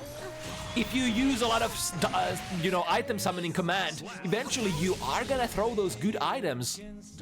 And that's why often, like, the best Faust players tend to feel like they're using a hack of some sort, because they're just throwing more items than some of the lesser Faust players. They're also hitting the jackpot more often. Oh, speaking of hitting the jackpot though, this time Setsu gets the counter strategy. Oh, I like that. Because from the throw, the fish is not needy. That means you can kind of mash into it, but that also means for Dizzy that she can go for a quotations fake throw before the fish comes and bites you. It's another knowledge check that you can impose on your opponent. 2PP, no conversion. Here comes the tornado though. Setsu could use the burst here, does so. The rather even resource situation. Trade here. Fari can't afford to trade though. Jump PP, put them on the ground. Try the bait. That's a plus frame situation. Ooh. Try to go for an F-Shiki there. I'm actually surprised. Setsu actually blocked that situation. I wonder if that was just an up back and you were in airtight guard, or if Setsu was actually, acknowledgeable of the situation there. Trumpet has been thrown. Where is it? Setsu picks it up. But the counterplay usually go airborne either with the jump 2K or alternatively use the love bag to stall for your momentum. Uh-oh, but the reversal super does nothing because Fari is already teleporting behind you. So the explosion comes out just at the wrong time, and then the little guy, everything, the items are working against Setsu so much. First, it was like, all right, we got the throw, but the timing, the fuse on the bomb was a little off, so wasn't able to throw the opponent into it. And then the little guy, I think the little guy actually activated from the bomb explosion. Was that the case? So like, Setsu had no choice but to, you know, either abort the string or be like the, I don't know, the most cognitions being on the planet at the moment. Ooh, big catch on the backdash! Woo! Look at the damage from a really simple string. I love that. Like the 6 heavy for DZ serves so many different purposes. Not only is it a frame trap, but it can work the same way as Slayer 6 heavy, pulling the opponent out of the sky, trying to up back. But then it also catches backdashes and, you know, converts into massive plus frames if you charge it. Duel 2. All the double jumps. Insta string in, love back. Oh, here we go.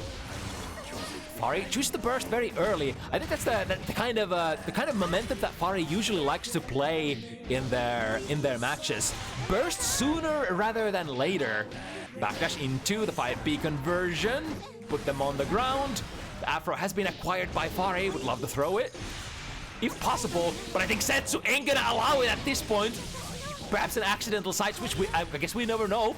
Checks with the air. Oh, that definitely calls out the item throw animation. Little guy is still there. Instant air dash, preventing it from going active. Oh, the super. Oh, sorry, the bomb.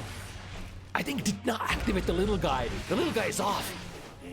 They did sort of change the... Ooh, that was so low to the ground.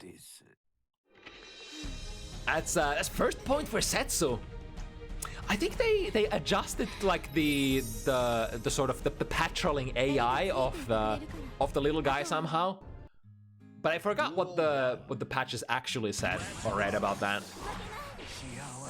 All right, avoiding the love back, avoiding the chip damage and the plus frames, the most important thing.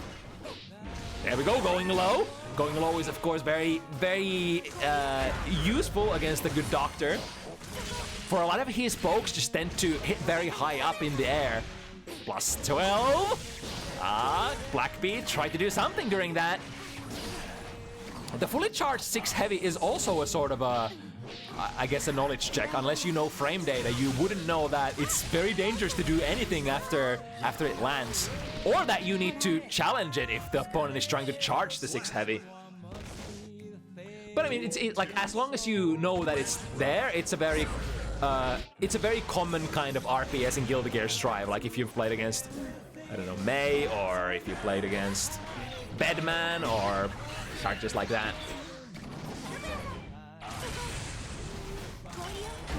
Ooh, went for the heavy spike there, but Fari was on the advancing trajectory. Jump K conversion, that's a lot of Ks.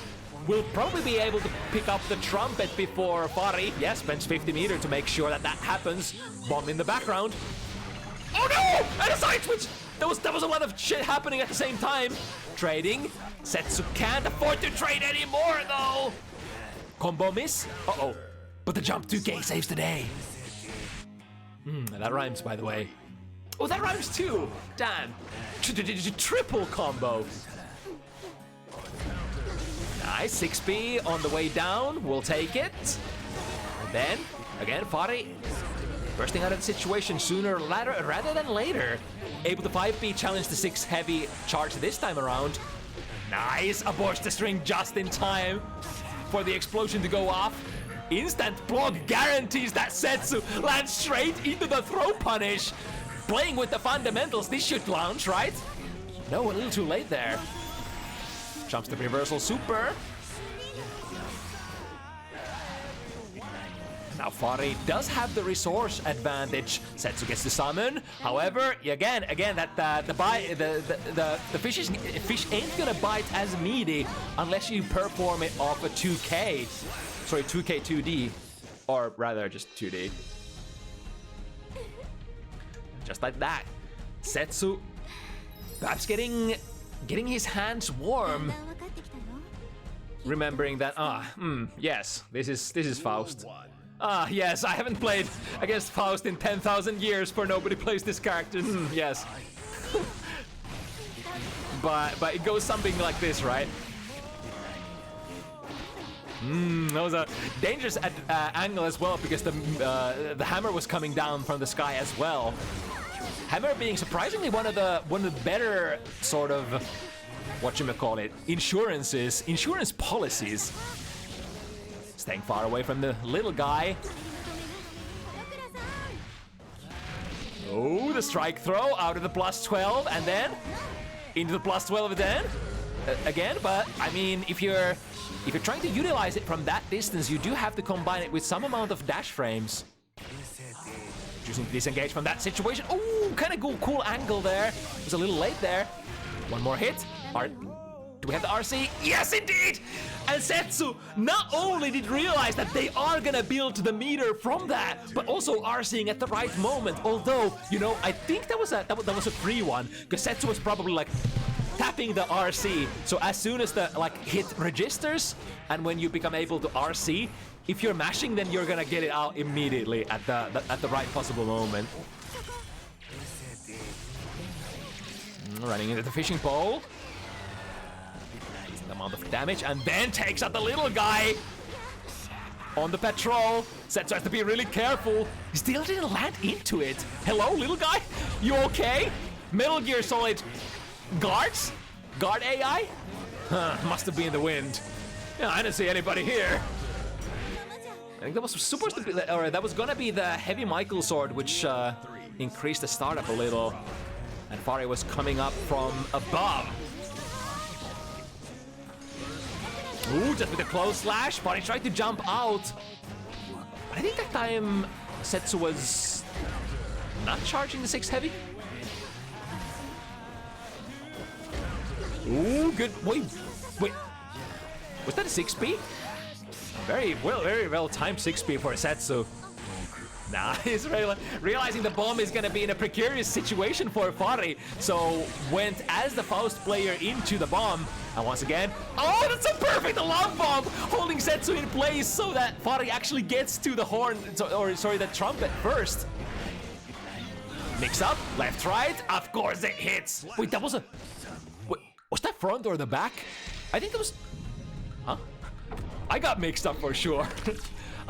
I'm gonna be honest, I'm not sure if that was back or front, or if where...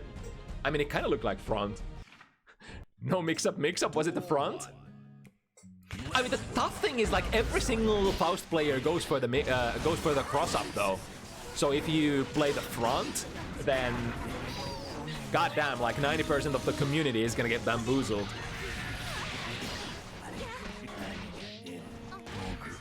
Alright, we got the afro on both players. Wait, no, that was not that. That was not the command grab, that was a normal throw. Well, lots of afro still. Throw it again. Oh, but the Michael sword has to RC in order to not take the afro, takes it anyway. Oh, unfortunate.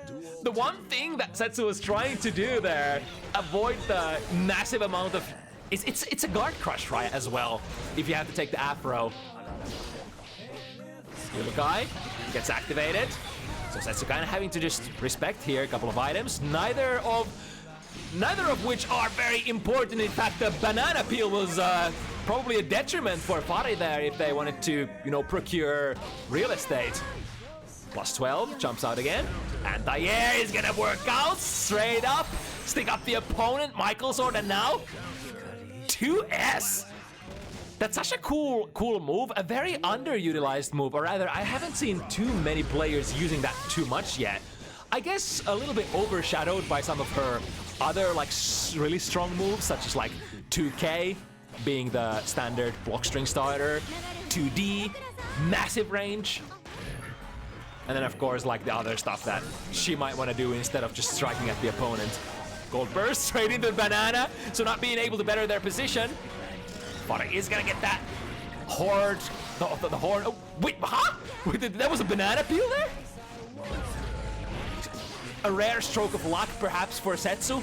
Maneuvers around the hammer. That was actually pretty good movement by Setsu.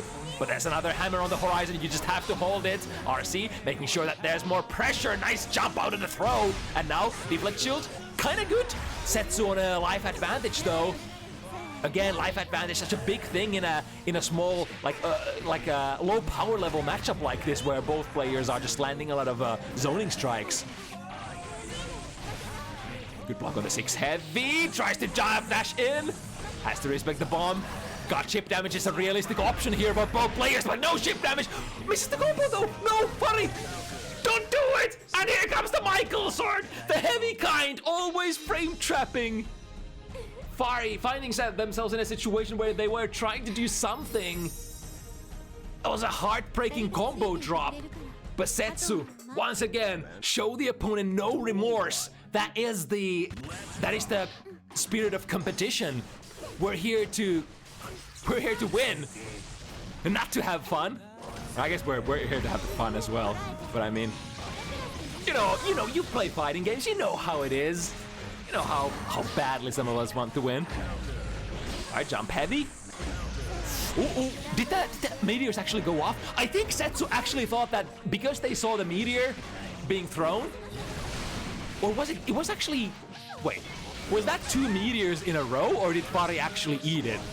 I'm confused. If that was 2 meteors in a row, that was a pretty decent stroke of luck there. Nice. Counter poking Fari out of the item throw. Looking like the items are certainly not a free thing to do for Faust in this matchup.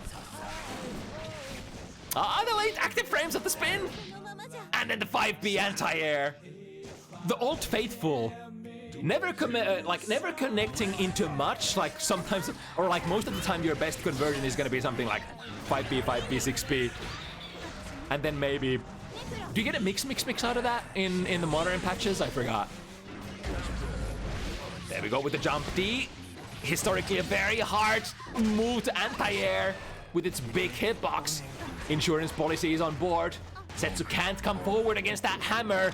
And Fari using that as an advantage to push forward, push advantage, push offense, even though Faust, not necessarily the most rushdown oriented character in the game. This is Guilty Gear Strive. Even the zoners, even the funny characters can push offense. And Fari does.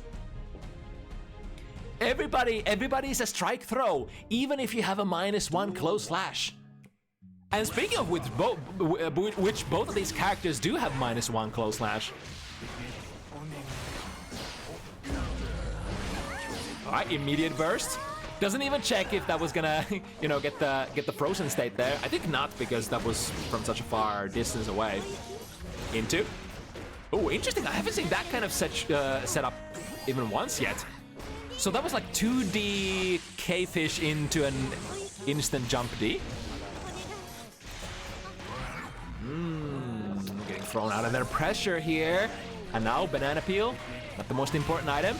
This item is good though. Hammer, one of the best of the best. Oh no, meter! Was kind of hoping. Oh, but Fari.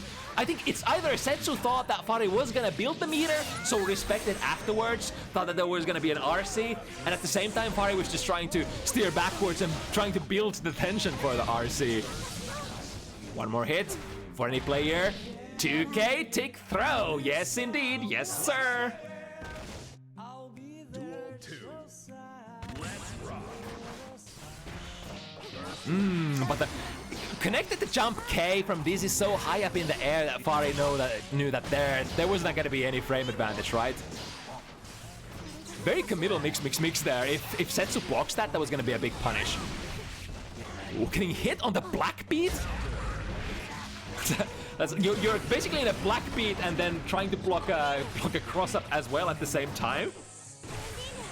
6 heavy. Do we get to throw the afro? Finally, it's gonna trigger, and that's gonna go into a big combo as well. I think as a rule of thumb, Guilty Gear Strive has a lot of like gravity proration for the items, but I think is afro actually a sort of like a exception to the rule, where it's like not considered really an item per se. It's kind of like a different kind of mechanic. I mean, it's technically an item because like you have to pick it up first as Faust. I don't know. Combo breaker here once again. Fari picks up the trumpet and 5k puts the hot potato behind Setsu so they can't send it back. Be careful. Try to throw. Oh, another throw. Setsu with a very low amount of life here. This would be a super important round for Setsu to take. Close last starter. Wait, that combo doesn't work. Another throw. OTG. Tries to get the kill. No, sir. Not enough damage. Mix. Into a throw. Gold burst. Neither player has any life left. Oh my god, 0 health.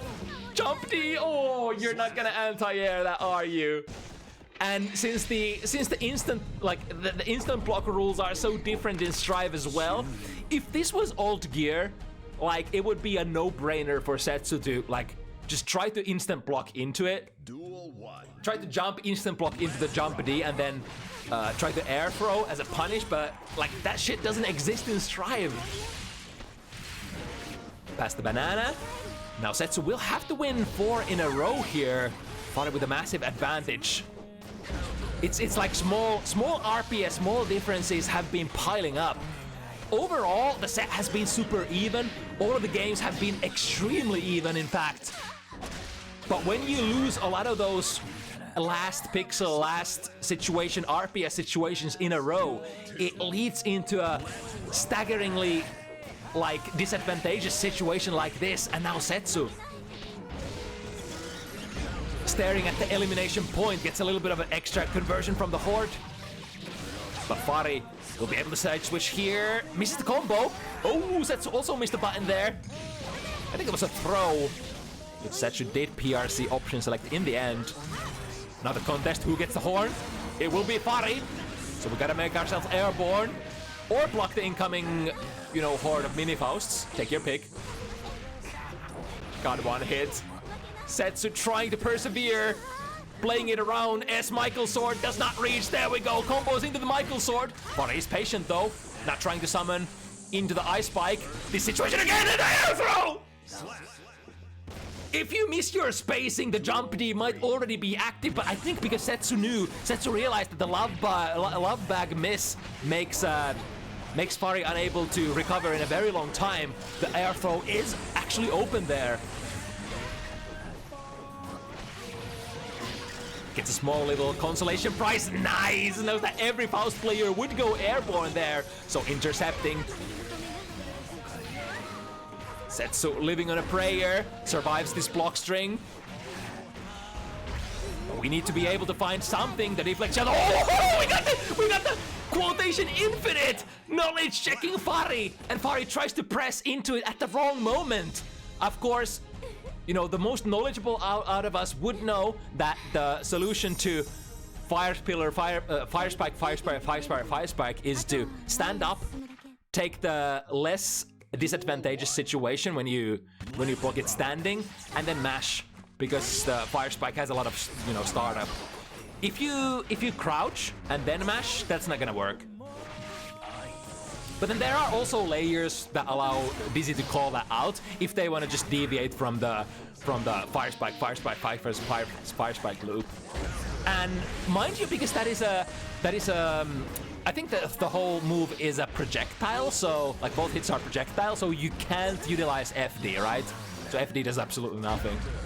Either way, even if Fari doesn't know the RPS situation, that doesn't necessarily mean that Setsu, you know, gets any relevant value out of it. That's just one round. But now Setsu has to win this neutral.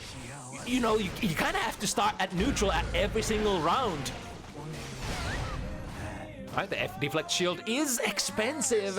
Let's Setsu play one more situation afterwards, but now, once again, an elimination point round here. Tries to go for a /whiff punish. Whiffing it, which is kind of ironic. Tried to whiff punish to jump 2k, the button that gained more recovery, yet being still unable to do so. Fari picks up the horn. There's even an afro. Everything is going wrong. Airborne during the bomb. God, Fari is maneuvering so well. The afro explodes. Just let the man play! Let Setsu play! Let Setsu do something! No! Fari says no! Everything, all the items lining up perfectly. There is nothing to do. There is no playing. No, not during that 10, 15-second sequence there. But that's the reward. That's the checkmate situation that all Faust players want. When they win at neutral enough and they get enough, item throws, they get into these really nasty situations where you're kind of out of options. Slow win conditions. Generally not the strongest in Guilty Gear Strive, but man, when you get to those slow win conditions, Faust, Bedman, Testament. Of course, they're amazing characters when they get to the things that they actually want to be doing. But it takes time. I mean, in the same vein, I guess Dizzy is also like a slow win condition character as well. Although, like, she's like a super multi win condition character, isn't she? Like, I don't claim to know much about anything,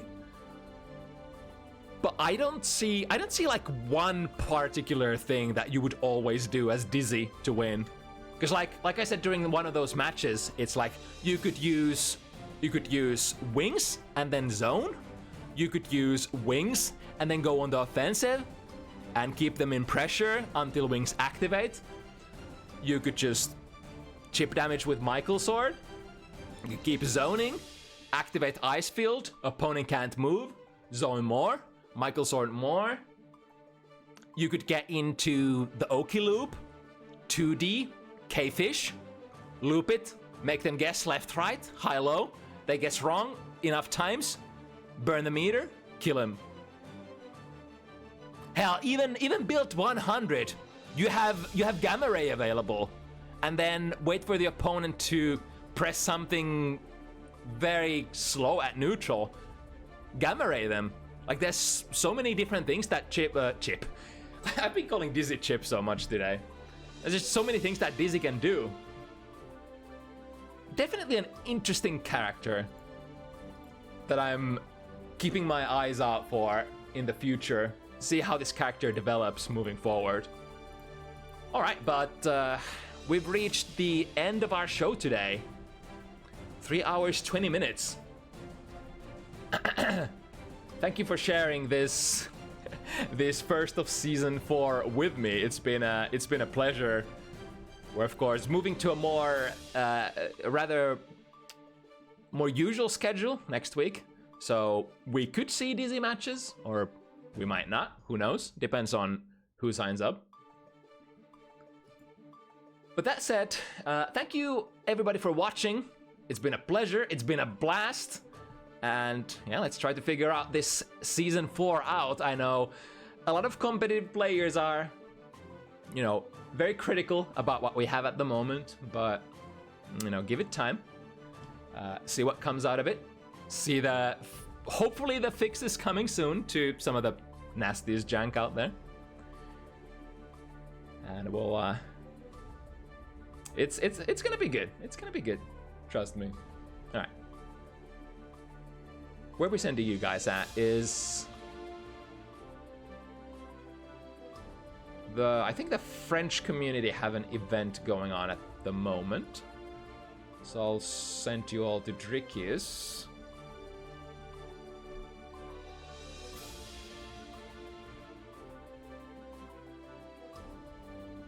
But yeah, if you want to join next week, you know how it all works. You can join my Discord.